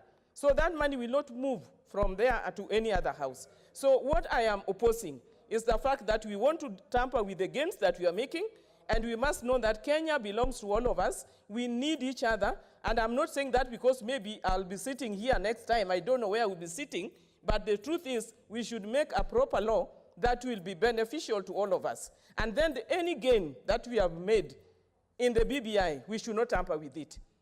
As for any other thing, we can canvass, we can add any other thing, but we are not touching on the gains that we have made. Thank you, Madam Speaker. Thank you, Senator Haji Faria Ali. Thank you, Madam Speaker. I think most of the things that I wanted to say, the Speaker has already spoken about them. Madam Speaker, I thank the committee for doing thorough analysis of the document. There are a lot of good recommendations that they came up with, and we appreciate. Madam Speaker, the only problem I have with the committee, a bit of a problem with the committee recommendation, is removal of the 47 women from the Senate. Madam Speaker, in this country, when we talk about gender parity, people look at it from just one side of the coin. It's about women. I think gender parity is not about women. Let us understand that. And the other issue is that now that funds will be going to the county, there is 35% increase of county money to the counties, more money of the revenue of this country. There will be some women who will look at the soft side of that as well, who will decide that together with our male counterpart, there are certain critical issues that needs to be looked at that is different from their views probably, Madam Speaker. And one of the things that I feel that doesn't go right in our leadership in this country is that 50+1% of this country is not represented on the table. And remember, even in this Senate, there are 18 women in this Senate who are nominated. Of those 18, none of them have a voting right on matters concerning counties. So that means you can only vote on normal procedural motion. So, Madam Speaker, in terms of impact, that is not felt. So, Madam Speaker, I beseech our colleagues that the 47, if we wanted an amendment, we should say that if they are moving, let them move with the funds, if that is what they want them to do. And then the other issue is, like if you retain the funds for the 47 top-ups, there are some counties who will not get the top-up, so that will be unfair. So for me, I feel if they move to the Senate with their funds, not only will they protect matters that are concerning, the society as a whole, because women, we take care of societal issues. That is well known, Madam Speaker. And there are certain soft issues that our male counterparts, they think about the whole country as yes, but there are soft issues that they might not get it right. So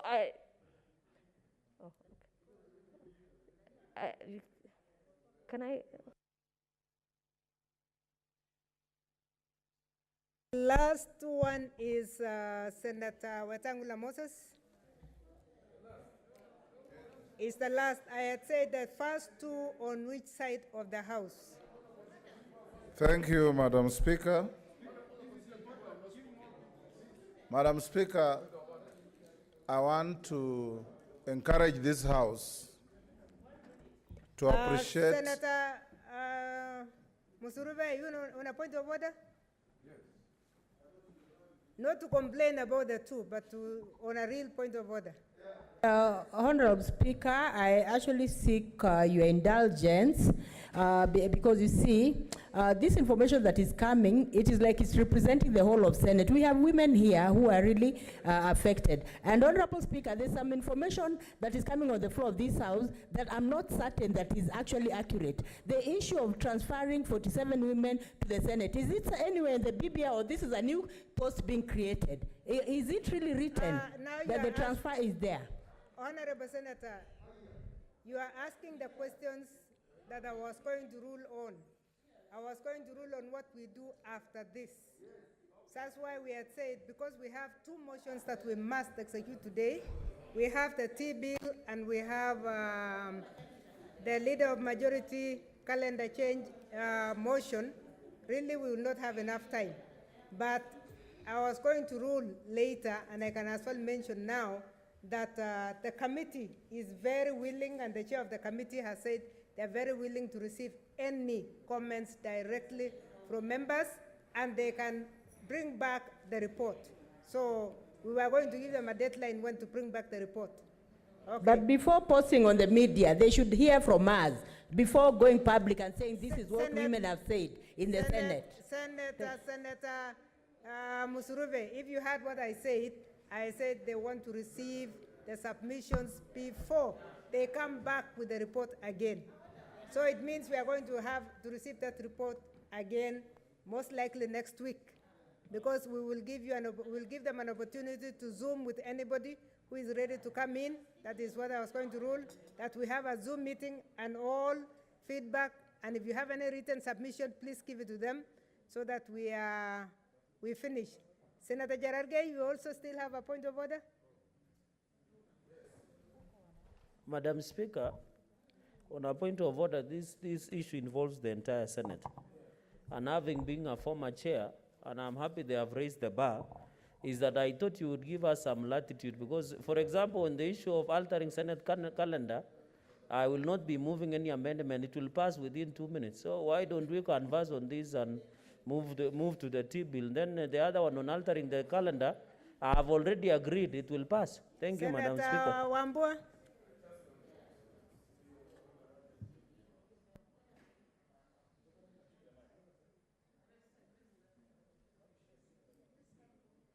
Give my other student the mic, please. Thank you, Madam Speaker, and thank you for acknowledging that I'm your student, Madam Speaker.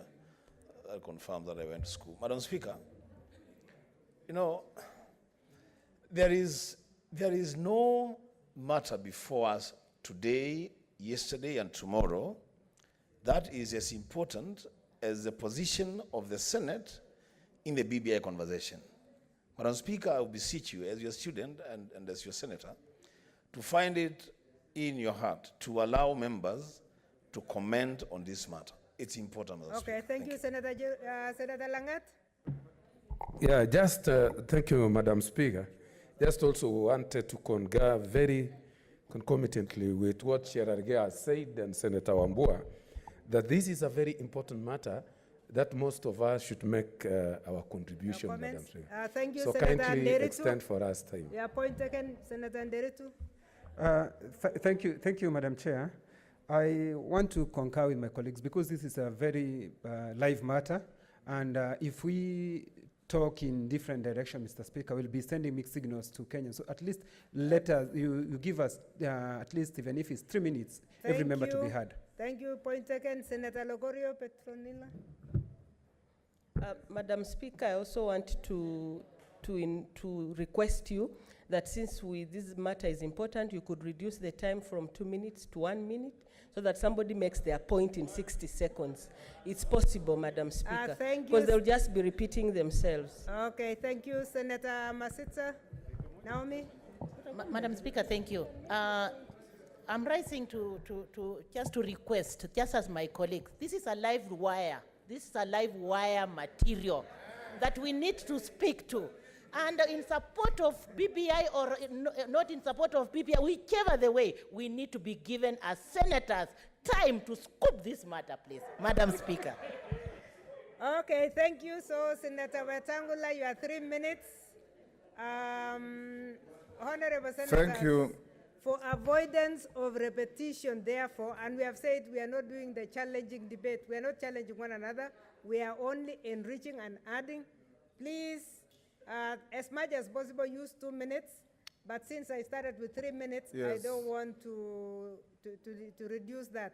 But Rose Nyamunga did a very good precedence by going for 2.5 minutes, not 3.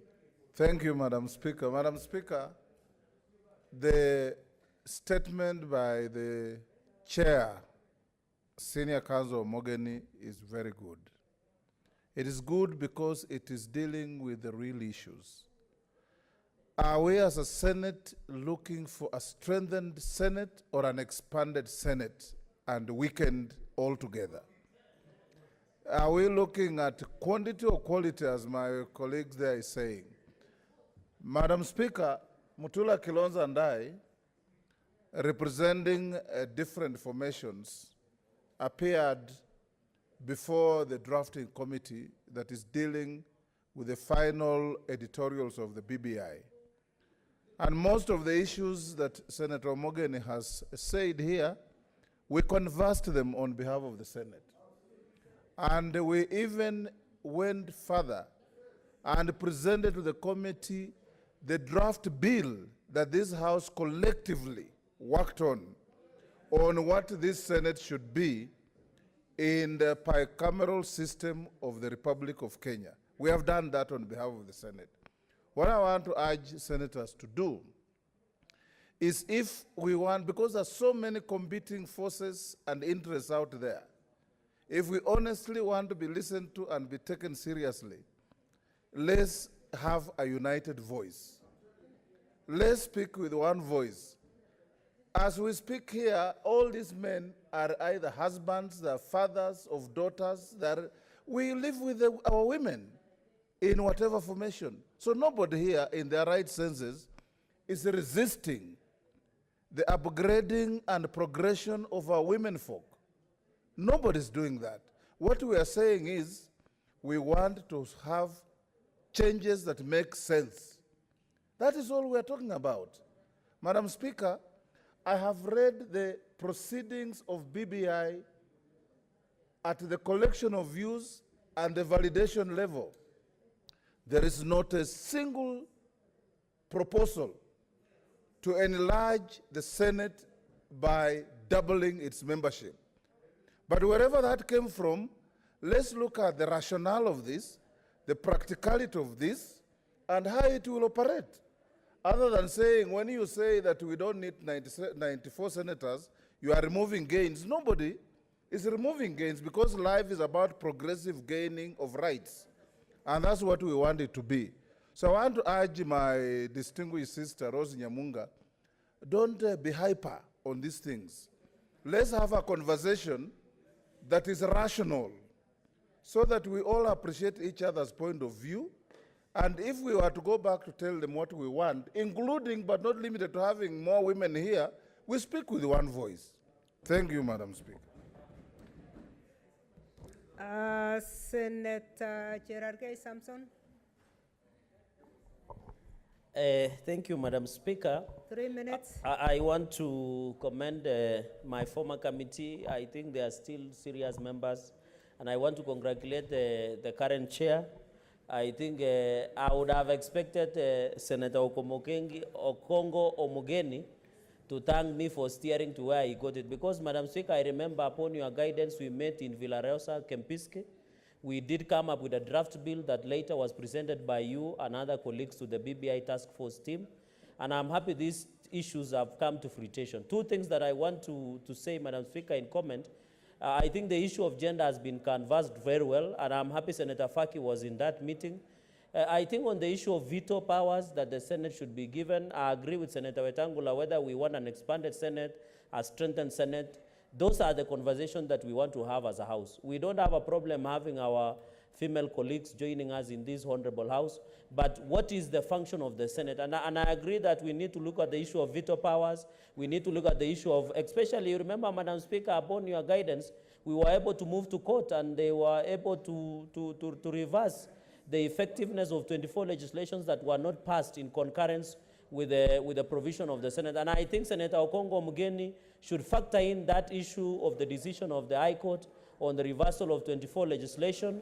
Madam Speaker, on the other aspect, we must be made up out. And thirdly and finally, Madam Speaker, since the National Assembly will now be producing the cabinet ministers, the role of appointment and vetting of senior government officials, Madam Speaker, it will be prudent to give it to the Senate so that the Senate can have the necessary muscle, and even we can have the impact, even as we look into the future of expanded Senate. And it is not bad. It's good to have women around, and I'm excited to have more women in this House. We'll have many, many things that we can concur, both private and public. I thank you, Madam Speaker. Thank you, Senator. Senator Masitsa Naomi Shionga. Madam Speaker, thank you for the opportunity. Madam Speaker, I want to congratulate Senator Omugeni. Just a minute. I want to congratulate Senator Omugeni for bringing this issue in this floor of the House. However, the committee, you need to know that I, Senator Musurube, Senator Milko, we were a seed that died in this House, a seed that died in this House to germinate, to give out the 47 senator women that we are having in that whatever booklet we are calling the BBI. We were to die. We were denied the right to vote just because we are nominated. And it is good that we shall have our rights when it comes to 47. That is a big gain. Can you all senators clap for me? If you don't, then you are not a senator. Madam Speaker, the new seats that have been created, the 47, it is not a transfer. This is a new seat. It is not a transfer from that House. This is a seat in Senate. We have been having nominated. My 3 senators who are elected here, you included the Speaker. Senator Kenywa, and please let it be a proper point of order, because we don't want to finish her minutes. And want to, yeah, they should not finish my minute because they're men. Madam Speaker, we want to treat this matter with the seriousness it deserves. What is the Madam point of Speaker, it's order? not a public rally whereby she talks about being clapped. Because if you have not clapped her, you are not senator. Madam Speaker, we need clarity and we remove some of this from the hazard because this is a very serious matter. You have not told us what was out of order. So I need to continue, Madam Speaker, because he didn't inform me anything. Madam Speaker, the only thing we need to do here in this House is to unite, to make sure that the function that we have been given here, the quantity of people that are being added here, we are united into making the functions, the funds follow the function, so that we can strengthen the devolution that we have been given as a mandate, and not a matter of fighting for the back. And these men, or these men senators who are here, they should thank God because we shall be equal and we shall fight together, not really fighting, but working together with you to make sure that the gains have been achieved, and not to see that we are just here to sit as if we are wasting time. We are here with a purpose. Thank you, Madam Speaker. Senator Mwinyi Haji Mohamed Faki. Asante Spika kwa kunipa fursa hii. Kwanza tukubaliane kwamba ripoti iliyotolewa na kamati ya sheria na haki za binadamu ni ripoti ambayo inafaa kuungwa mkono. Na vipi ambavyo tutasongeza mjadala huu mbele ni kile ambacho tunataka kuongea hivi sasa. Mheshimiwa Spika, kuna msemo wa Kiswahili unaosema wingi si huja. Bunge la Senate linaweza kuongezewa memba mpaka 290, lakini itakuwa hatujasaidia yale ambao Senate yanataka kufanyika, kwa sababu itakuwa ni nyumba ambayo haina uwezo wowote. Kwa hivyo tungependa ikiwa tunakuwa na Senate, tuwe na Senate ambayo imeongezewa mamlaka kama vile wengine wanaongezewa mamlaka katika taasisi tofauti tofauti. Kwa mfano, ofisi ya rais inapewa fursa ya kuchagua waziri mkuu na kumfuta wakati wote ambapo yataka. Kwa hivyo ile ni nguvu zaidi ambazo zimeongezwa kwa ofisi ile kuliko vile ambavyo iko sasa, kwa sababu sasa hakuna mamlaka ya waziri mkuu katika katiba. Kwa hiyo na sisi katika Senate lazima tuangalie ni mapungufu gani ambayo tuko nayo katika bunge hili na ni vipi ambavyo tutaweza kuongeza nguvu ili bunge litakalokuja la Senate liwe lina nguvu zaidi na mamlaka ya kutekeleza kazi zake za kutetea ugatuzi katika nchi yetu ya Kenya. Mheshimiwa Spika, kuongezewa wajumbe wengine ama maseneta wengine 47 wa jinsia ya pili sio kwamba tunaongezewa nguvu, ni kuopewa idadi ya watu ambayo haitasaidia popote katika kuongeza ama kutetea devolution ama ugatuzi katika nchi yetu. Kwa kumalizia, Mheshimiwa Spika, ofisi za women rep zinapoteza zaidi ya bilioni 2 kwa mwaka, kwa sababu ukihesabu milioni 6 kwa county 290 wa kila constituency times 290 inakuja 1.7 billion annually. Kwa hivyo hii pesa ambayo ilikuwa inatakana iende kwa kina mama, tujiulize na kwenda wapi? Badala ya kuteta hapa katika bunge la Senate, tutataka 47 waje hapa, hata wakaja 100 hapa tuko tayari. Lakini tunataka kujua hii 1.7 billion ambayo serikali inaitoa katika ofisi za women rep itakwenda wapi? Mwisho kumalizia, Mheshimiwa Spika, ni kwamba wale wabunge waliotangulia mbeleni kuchaguliwa katika viti vya tofauti vya katika bunge wamefanya kazi kubwa kupeleka mswada wa kina mama mbele kuliko wale ambao tuko nao sasa. Kwa hivyo huo ndio mjadala ambao tunataka kuangalia ni njia gani tutaweza kusukuma mbele mjadala wa kina mama ili haki zao ziweze kulindwa, ili haki za watoto wetu wa kike ziweze kulindwa, na vile vile pia bibi zetu waweze kupata haki za kisawasawa katika katiba yetu. Mjadala si kwa nini awe mume ama awe mke. Mjadala ni vipi tutaweza kuongeza nguvu za bunge la Senate ili liweze kuheshimika kama inavyotakana. Asante Mheshimiwa Spika. Thank you. Senator Lokorio Betronina Wera. Thank you. Thank you, Madam Speaker. I also want to join my colleagues in thanking the Jailer Committee for this report. At least our voice would be heard. However, Madam Speaker, I expected that the committee would say something about oversight fund for the Senate, knowing that we are fighting to be strengthened in our oversight role. That particular idea of oversight fund has not been included. Madam Speaker, BBI should have focused on strengthening the Senate and not just in numbers only. We cannot strengthen the National Assembly by making sure ministers and assistant ministers come from the National Assembly. Then you remove women from that crucial role of budget making, and that fund called the National Government Affirmative Action Fund, NGAF, you leave it in the National Assembly, then remove the women and bring them here just to come and vote.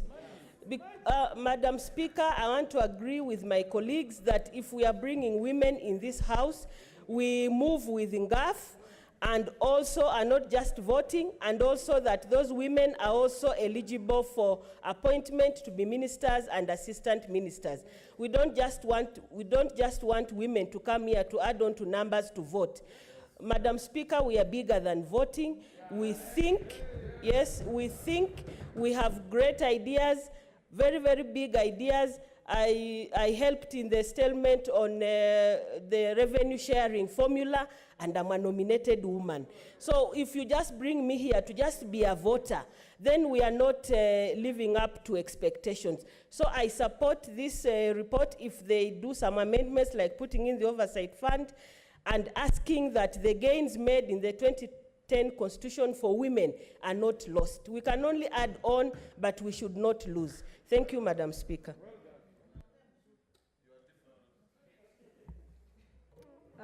Senator Langat, Christopher Andrew. Thank you, Madam Speaker, for also giving me this chance to congratulate the committee for this very tremendous work they have done on matters this particular constitutional amendment. I want to say, Madam Speaker, that constitutional making process is a very, very important process. You know, the Constitution determines development of a country because it sets a framework for everything that will be done. So I want to say, Madam Speaker, that as Senator Wetangula was saying, when it comes to matters that are touching this particular Senate, we must work together and have one voice. We want to make sure that we strengthen this particular Senate. I want also to congratulate even the governors. The governors yesterday, when they were actually making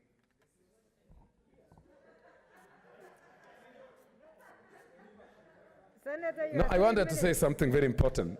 They mentioned that the Senate should be strengthened.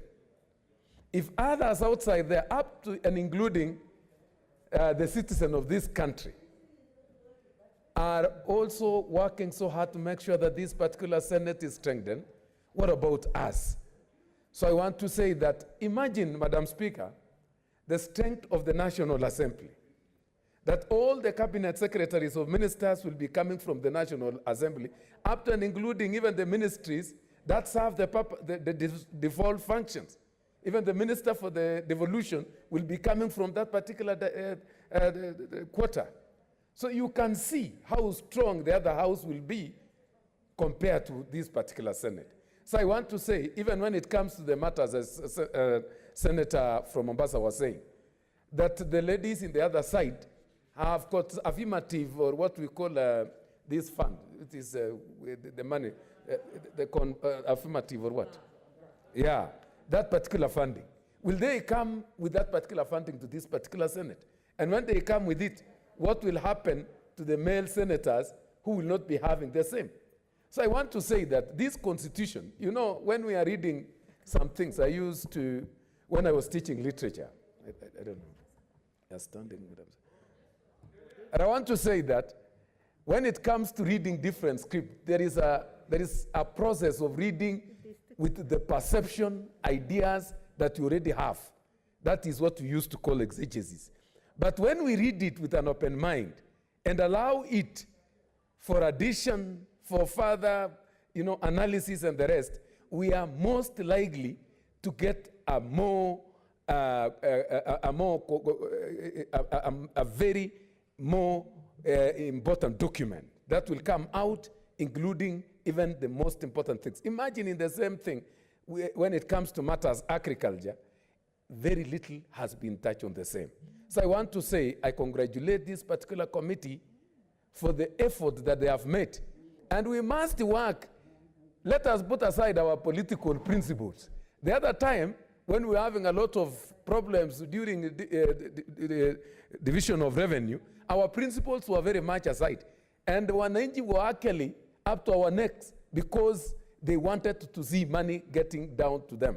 So I want to say, the moment we leave our political godfathers and principles outside and discuss this thing in Senate properly, we shall really have a great milestone, Madam Speaker. So I want to say that we must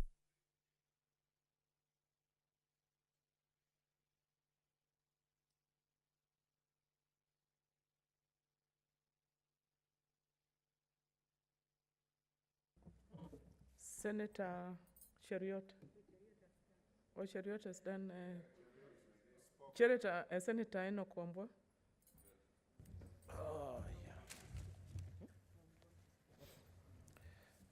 Thank you, Madam Speaker. Madam Speaker, I want to first thank and congratulate JLAC, led by Senator Senior Counsel Omogeni. This is not the first time that Senator Omogeni, you are rising to the occasion.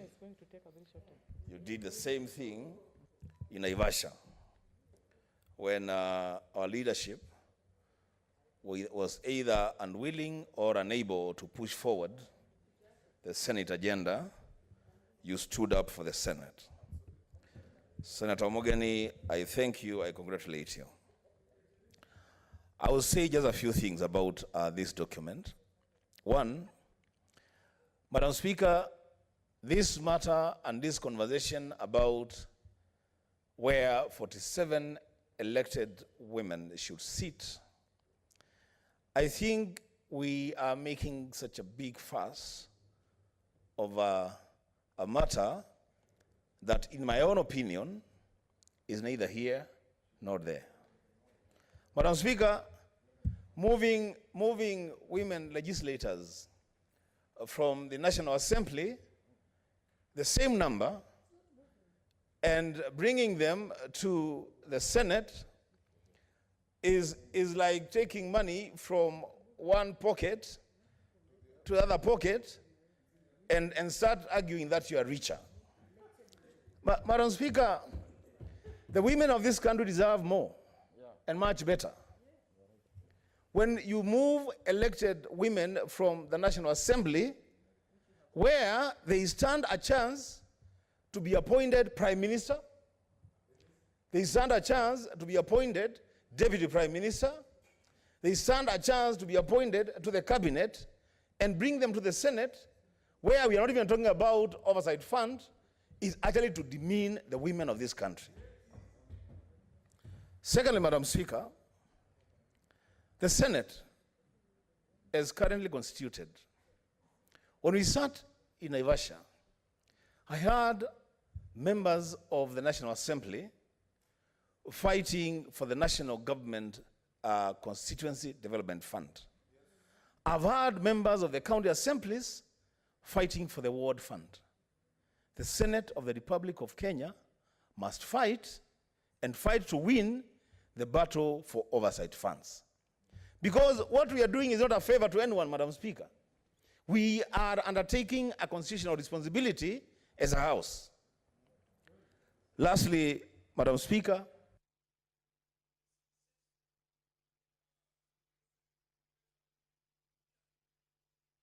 No, Senator, it's not possible because we have a motion. I can give you 1 minute, but we need to pass the motion. Just do your 1 minute.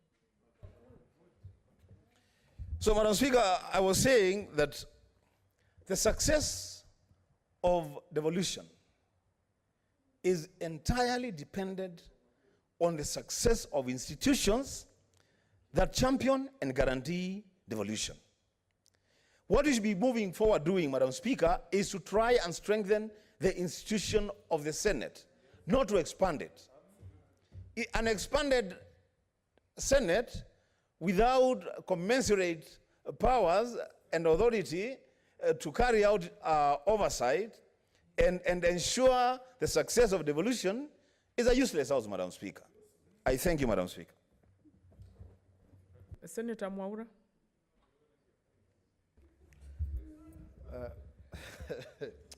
Madam Speaker, you know, we are having very interesting discussions here about what would constitute a functional upper house, really. And I think we were in Naivasha, and the mobocracy of Naivasha couldn't allow the Senate to have its way, to the extent that even our presenter had to be bulldozed to discuss, and even that. By the way, Senator Kabaka, congratulations. I liked your boldness. You are the one who led the pack. No, Kabaka, I know who I'm talking about, because he even frog-marched me from my chair to join the charade. You did a very good job, even Senator Wambua, because why not for that? You know, we were outnumbered, and there was a gag. You know, this idea that has permeated now the legislature, that if you have the representatives of the executive, you must shut up and be very grateful that some people can only speak. Madam Speaker, we have a golden opportunity to make the Senate the upper house. Personally, I don't really mind even if women were to come double. I know people are saying there will be the male senator and the female senator. Let us not go that direction. The issue is, even the Senate of the US has 2 senators from each of the states, but strengthen it. Let it be the upper house, so that the women who are here are also seen to be the upper women in terms of legislation in Parliament. Let us refuse the temptation of making this a man and a woman issue. That if you have more women in the Senate, then it has been degraded because of the status of women. I think that is what you call systemic discrimination and marginalization. Yeah, let us call a spade for what it is. Why are people considering that the Senate has been... Senator Professor Kamar. Senator Professor.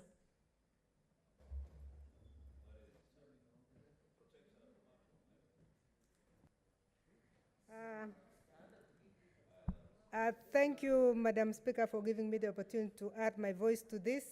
First, I want to thank the Chair and the Committee of JLAC for giving us a very comprehensive report. I want to thank them because they are creating room for us to do presentation, and they have assured us that there is going to be a presentation that will be heard and that will be added to the BBI. I think that is really the bottom line of this, and we're very happy about that. Number 2, I want to agree with members who have said we need a strengthened Senate. We need a stronger Senate. We need a Senate that does oversight in reality, because our job is oversight, legislation, and representation. It is very sad that, it would be very sad that when we release 35% of the revenue of this country to the counties, the oversight goes down. We must bring our executive at the county level to account. We must ensure that when they are given this money, we actually see the impact on the ground. So as senators, we must really think of how we can do a proper oversight. And for that, I really support that the oversight fund must feature in the report that we are giving out. It must feature because we discovered that it has been difficult for 8 years to get this funding coming forward. In fact, Madam Speaker, I'm surprised that we are debating about the representation of women and men in this House. That is not the issue. We need to add value, because that is value for us. It is value for us to have women and men. Why am I saying so? I'm saying that because we are representing the same country that the National Assembly is representing.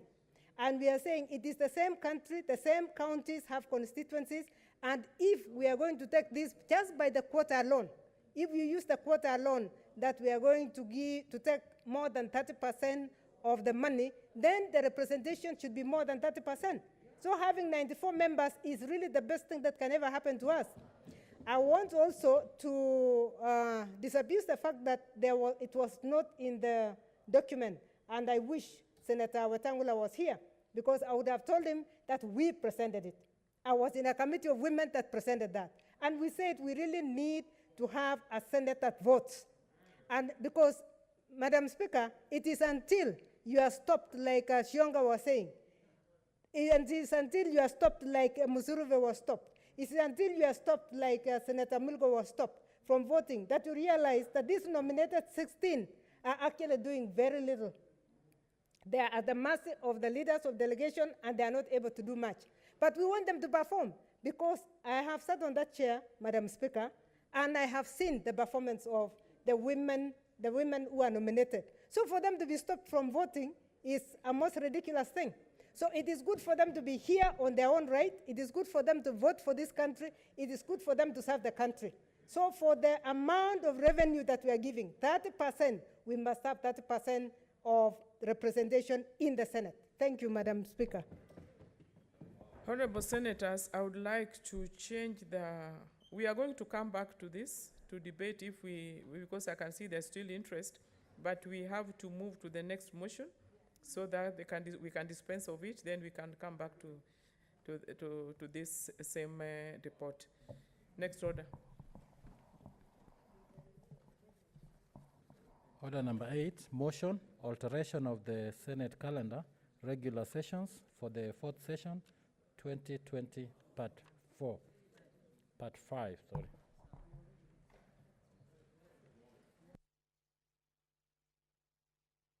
Yeah, Honorable Senators, if you want to debate on the motion, kindly let's clear. If anybody who has logged in, let's just clear and then log in again. Just clear and log in again for the motion number 8. If you want to contribute on motion number 8, that's when you log in. Clear and log again. Okay, now you can make your request. Senator Musurube? Oh, okay, just a minute. We had Senator Omugeni who was on the floor seconding. Kindly continue.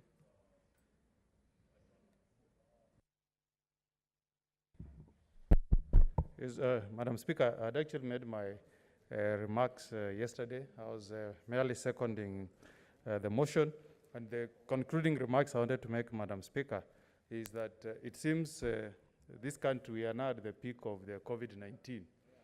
Some of us who have had some reports from Parliamentary Service Commission, we know that there are a number of our staff, our colleagues, who have caught this COVID-19. So let's be realistic as honorable members and take note of the fact that we are now at the peak of COVID-19, and we should agree with our leadership that they should put in place measures that protect our own safety, Madam Speaker.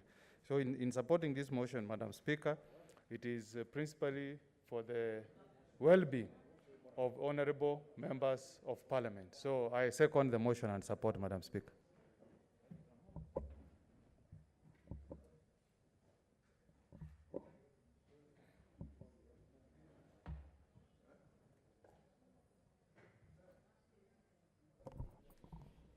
Honorable Senators, I propose the question that notwithstanding the resolution of the Senate made on the 27th February 2020, approval of the Senate calendar on 15th September 2020 and 8th October 2020, alteration of the Senate calendar. Pursuant to Standing Order 29.4 and 31.3, the Senate resolved to further alter its calendar regular sessions for the 4th session 2020 in respect of Part V to hold one sitting on Tuesdays, beginning on Tuesday 10th November 2020 until Tuesday 1st December 2020, and that the Senate calendar regular session for the 4th session 2020 be altered accordingly.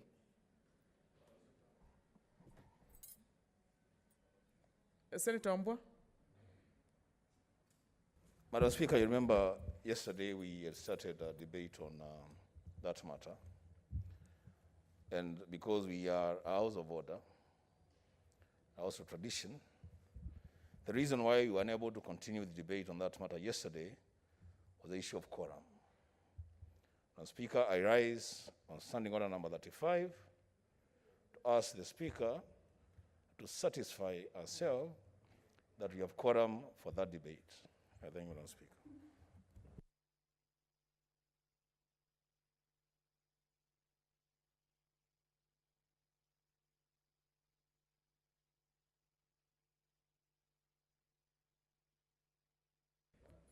Can the bell be rung for about 3 minutes?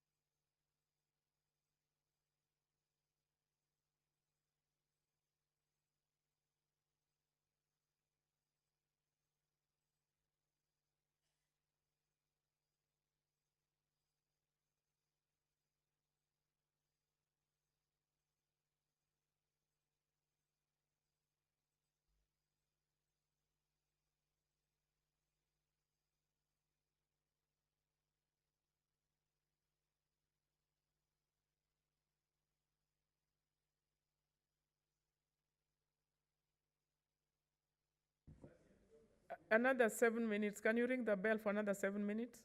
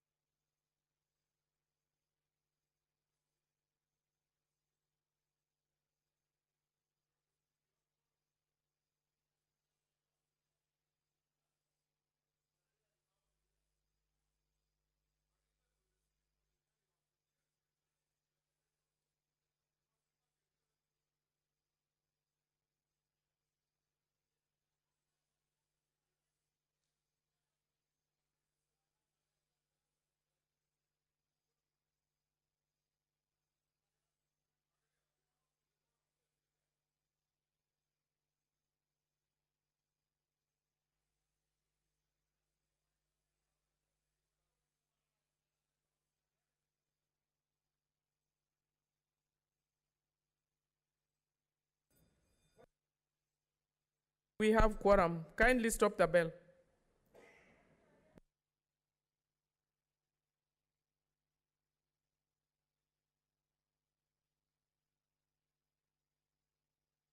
Senator Dulo? Not yet.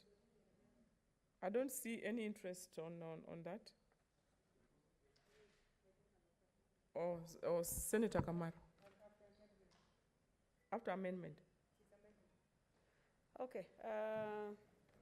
Thank you, Madam Speaker. I beg to move the following amendment to the motion, that the words Tuesday 10th November appearing after the words beginning on be deleted and substituted with the words Wednesday 11th November. Madam Speaker, I call upon Senator Professor Kamar to second this amendment. I thank you.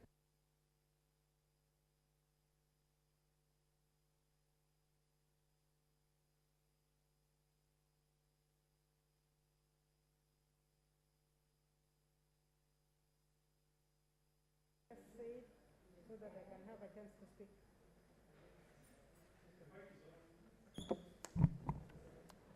Honorable Senators, I propose the question that the motion be amended as proposed by Senator Dulo.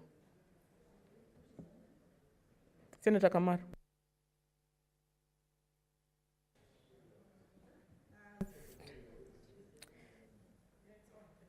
Thank you, Madam Speaker. I support the motion in the amended format, and I support Madam Speaker because I think this COVID pandemic seems to be going up instead of going down. We had reached a situation where we thought things were coming down, but as we are talking, the number of infected persons is increasing in the country. We cannot be safe as a Senate because we interact with our constituents, we interact with other members of the public. So I really do support. I support, Madam Speaker, that we take 1 day in a week so that we reduce the number of days that we are in contact between ourselves, and further, that we also are able to have the place sanitized. This is very important. Madam Speaker, I say this because painfully we lost an MCA in Uasin Gishu County through COVID, and thereafter, when the other members of the assembly were tested, we had been in contact with him. Unfortunately, we had another 12 members who were already positive. We also had 27 staff, which brought down the whole assembly. So bearing in mind that you can actually have a whole assembly with 40 people going down, it is possible anywhere, including this Senate.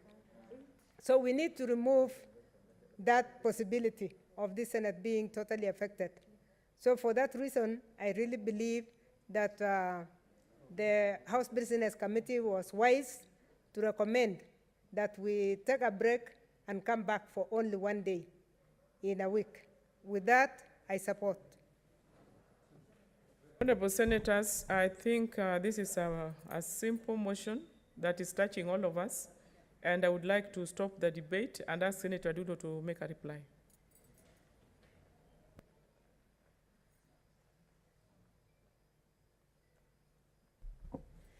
Thank you, Madam Speaker. I wish to Just reply. 1 minute, Senator Dulo. I put the question, Honorable Senators, I now put the question that the motion be amended as proposed by Senator Dulo. So, Senator Dulo, go ahead.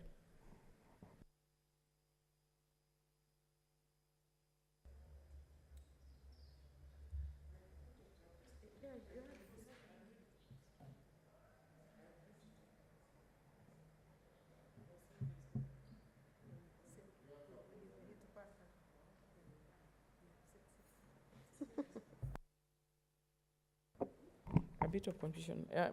Honorable Senators, I now put the question that the motion be amended as proposed by Senator Dulo. May as many as are of the opinion say aye. And those of the contrary opinion say nay. The ayes have it. So, Honorable Senators, we go back to the main motion, and we can debate on it as amended. I will just give one senator to make comments, just one senator, and then we will conclude this motion. Senator Haji.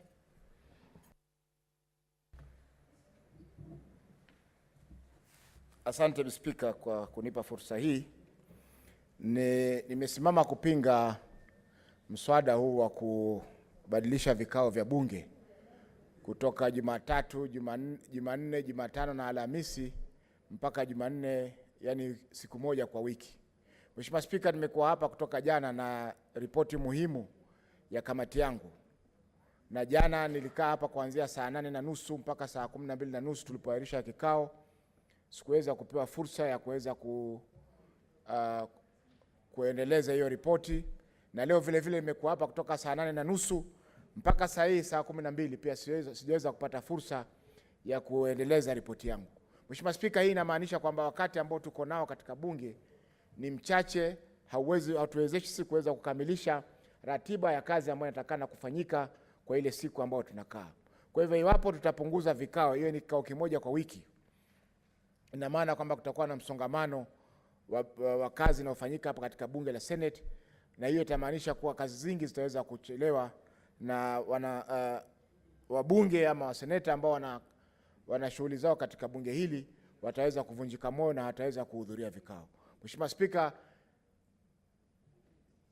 japokuwa tuna tahadhari kwamba ugonjwa wa corona upo na umeweza kuathiri baadhi ya watu wetu, lakini vile vile pia ni kwamba hata kikao cha mara moja kwa wiki kinaweza sababisha maambukizi ya gonjwa la corona. Kwa hiyo itakuwa si salama kwa wabunge kuhudhuria hata kama ni kikao kimoja. Kwa hiyo Mheshimiwa Spika, nimesimama kupinga mswada huu wa kuahirisha vikao na kuwa na kikao kimoja kwa wiki, kwa sababu hautasaidia pakubwa kupunguza kazi ambayo tuko nao mbele ya bunge kabla ya vikao kuahirishwa tarehe 1 Disemba mwaka 2020.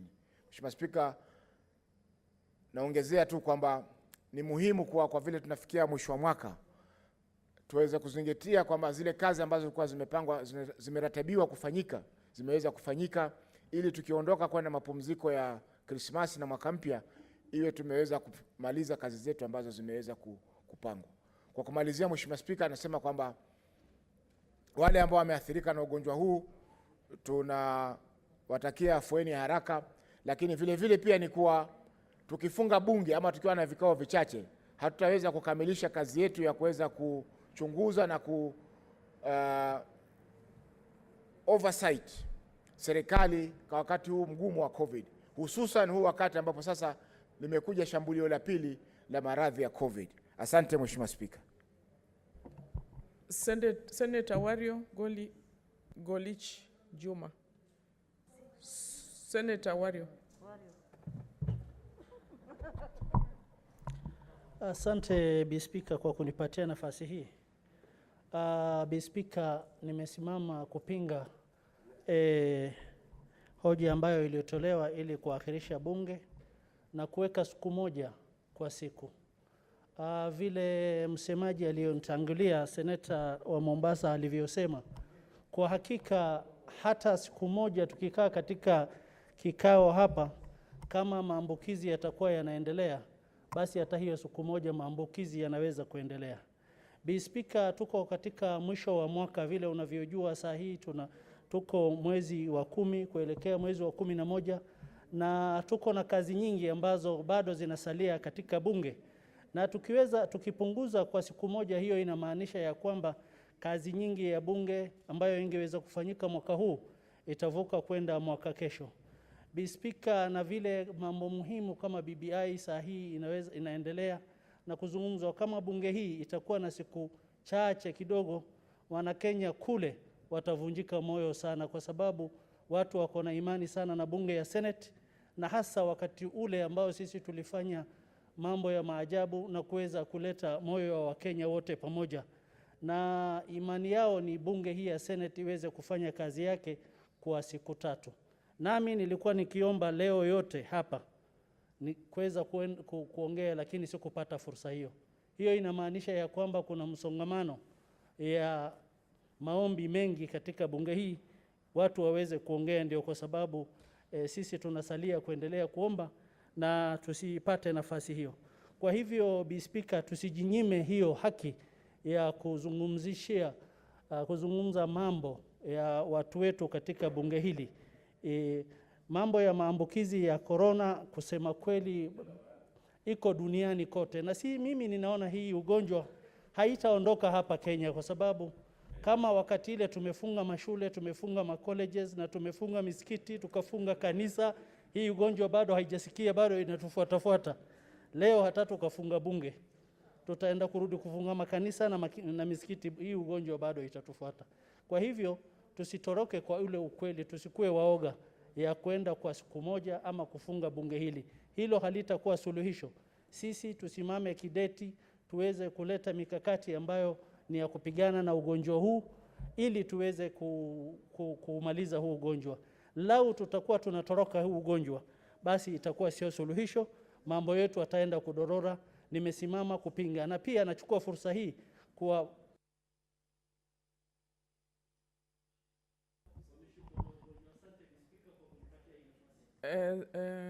let me call upon the mover, Senator Dulo, or Senator Majority Leader.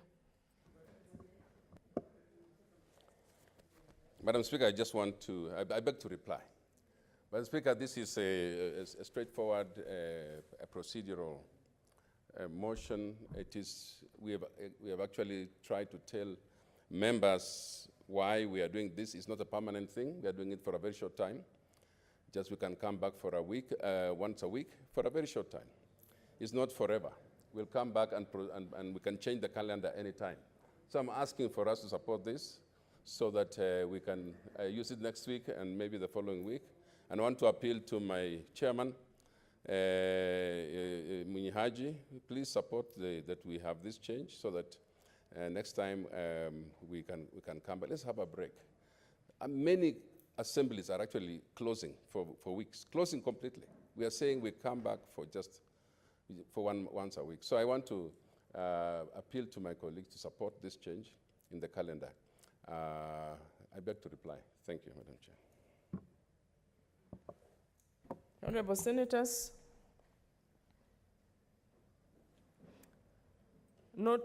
I put the question that notwithstanding the resolution of the Senate made on 27th February 2020, approval of the Senate calendar on 15th September 2020 and 8th October 2020, alteration of the Senate calendar, pursuant to standing orders 29.4 and 31.3, the Senate resolved to further alter its calendar regular sessions for the 4th session 2020 in respect of Part V to hold one sitting on Thursdays beginning Wednesday 11th November 2020 until 1st December 2020, and that the Senate calendar regular session for the 4th session 2020 be altered accordingly.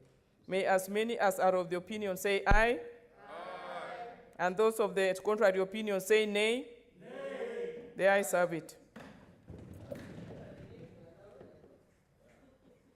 Order number 9, motion. Order number 9, motion. Adoption of the report of the Sessional Committee on Delegated Legislation on the Crops Tea Industry Regulations 2020, legal notice number 97 of 2020.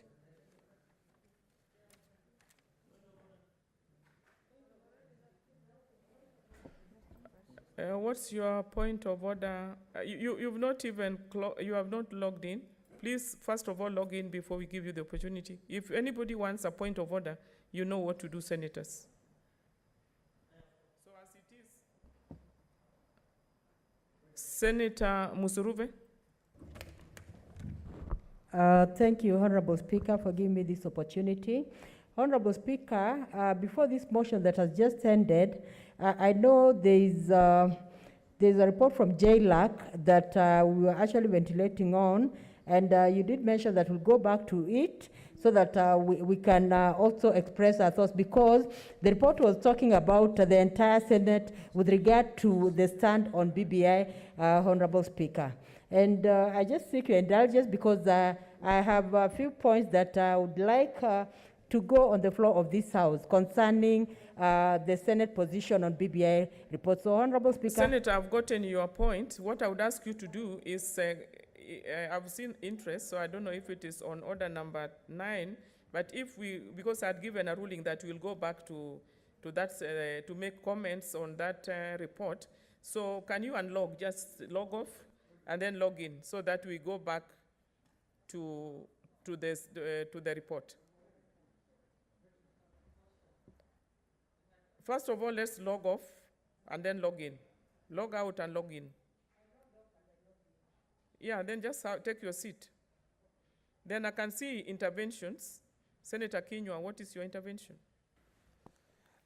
Madam Chair, I'm raising because I had already keyed, I wanted to talk after, just before that motion. But Madam Speaker, you did that deliberately to gag me. And even if we lost in that motion, we did not lose genuinely. Tawario, I can see you have an intervention. Yes, Madam Speaker, equally, when the voting was going on, we had no quorum, and I wanted to raise the Senators, we cannot go backwards to a decision that has already been made, because when it depends on when you start the debate. By the time we're starting that debate, we had quorum. So you can only stop a debate at the beginning. You cannot come at the end of it all. So that one is irregular, Senator. Senator Musuruve. Honorable Speaker, thank you for giving me this opportunity and talk time to ventilate, comment on the issue of the JLA committee. Honorable Speaker, the committee must be candid that the views they're representing are not views of all women, Honorable Speaker. We already have gains in the BBI report where we have a two-thirds gender rule has been observed. And if we can remember very well, Honorable Speaker, even before this report, there was already a case in court, and CJ Maraga had given a ruling concerning the two-thirds gender rule, but the BBI report comes in to solve it in the Senate. And also, Honorable Speaker, I want to say that when women are in the Senate, whatever goes to the male senators will also go to the female senators in terms of oversight. So they should be fighting to get the oversight so that both senators are empowered, those who will be in here, Honorable Speaker. And I want to say, Honorable Speaker, that the male senators should not be afraid of an expanded Senate, because, Honorable Speaker, as we have observed, I've gone through a lot of humiliation when I was supposed to vote, and Senator Malala actually wrote a letter to the Speaker to say that I should not vote, Senator Naomi should not vote because you are a delegation. But, Honorable Speaker, when we have 50-50 senators, it means that even women senators will have a right to talk about issues that concern women. Article 43 of the Constitution talks about the rights of the socio-economic rights which women can talk about. And, Honorable Speaker, and also women can also ensure that money goes to the counties for the purpose of ensuring that Article 43 is executed. Honorable Speaker, in fact, what should be happened is that the Senate should talk about persons with disabilities and also the youth. They have no representation, and the gains they had in 2010 Constitution should not be lost, Honorable Speaker. The men should be mindful of the women here, Honorable Speaker. They should not use divide and rule so that women fight each other, yet we already have gains. And I'm happy, Honorable Speaker, that Right Amolo Odinga is keen about issues of inclusivity. The President is keen about issues of inclusivity, and inclusivity has been achieved in the Senate 50-50, Honorable Speaker. So I want to suggest, Honorable Speaker, that we should give our presentations to the male counterparts, and they should not go to the media and say that this is what the Senate has said. What they want to say.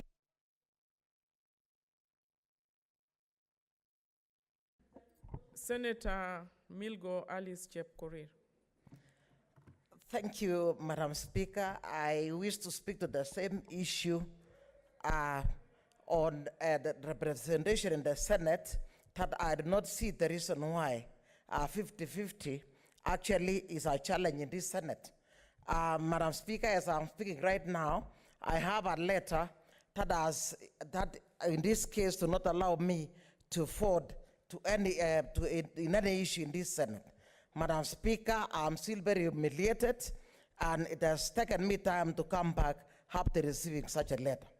Madam Speaker, many of the speakers that came ahead of me felt that voting is of no use, but I want to say that voting has done several things, Madam Speaker. As I'm speaking right now, in the United States, President Trump was trounced by Joe Biden because of a vote. Madam Speaker, voting in the same vein goes a long way to ensure that bills passes, to ensure that motions passes, and in this case, even during division of revenue bill, we spend a long time voting to ensure that we have the right numbers. That does not mean that voting is not important. Therefore, we want to have women in this Senate and those women that are empowered to be able to vote as well. We are speaking to issues of 47 women in the National Assembly that have been given what you call NGAF. Let me say, Madam Speaker, I think you came from there as well, that these women have really suffered because that amount is so little, and in any case, normally they are even demonized to the extent that people normally refer to MPs as well as governors, and normally those women are taken as just a women rep. Normally when people are being introduced, they become secondary women, and therefore, I think out of that 70, maybe they can still retain the 47 women, but then what we should be speaking to as a Senate is to have our CSS appointed from Parliament, so that she shall have some senators joining ministerial positions as well, because being a senator, in this case, empowers any senator to have a representation, in this case to speak to issues legislation as well as oversight. I think we should be speaking, and in this case fighting for oversight funding, and not fighting to remove the women canes that are already in the Senate. And so I think our male counterparts, with due respect, should not be afraid of the women that will be in the Senate come the future. You can see, if you can look at this house right now, Madam Speaker, and in most cases, you will find that it is the nominated women that has been ensuring that this Senate goes up to 6:30 each and every moment. And therefore, women are equally important, just like the male senators. I thank you, Madam Speaker. Honorable Senators, it is now 6:30 p.m., time to interrupt the business of the Senate. The House therefore stands adjourned until Tuesday, 17th November 2020 at 2:30 p.m.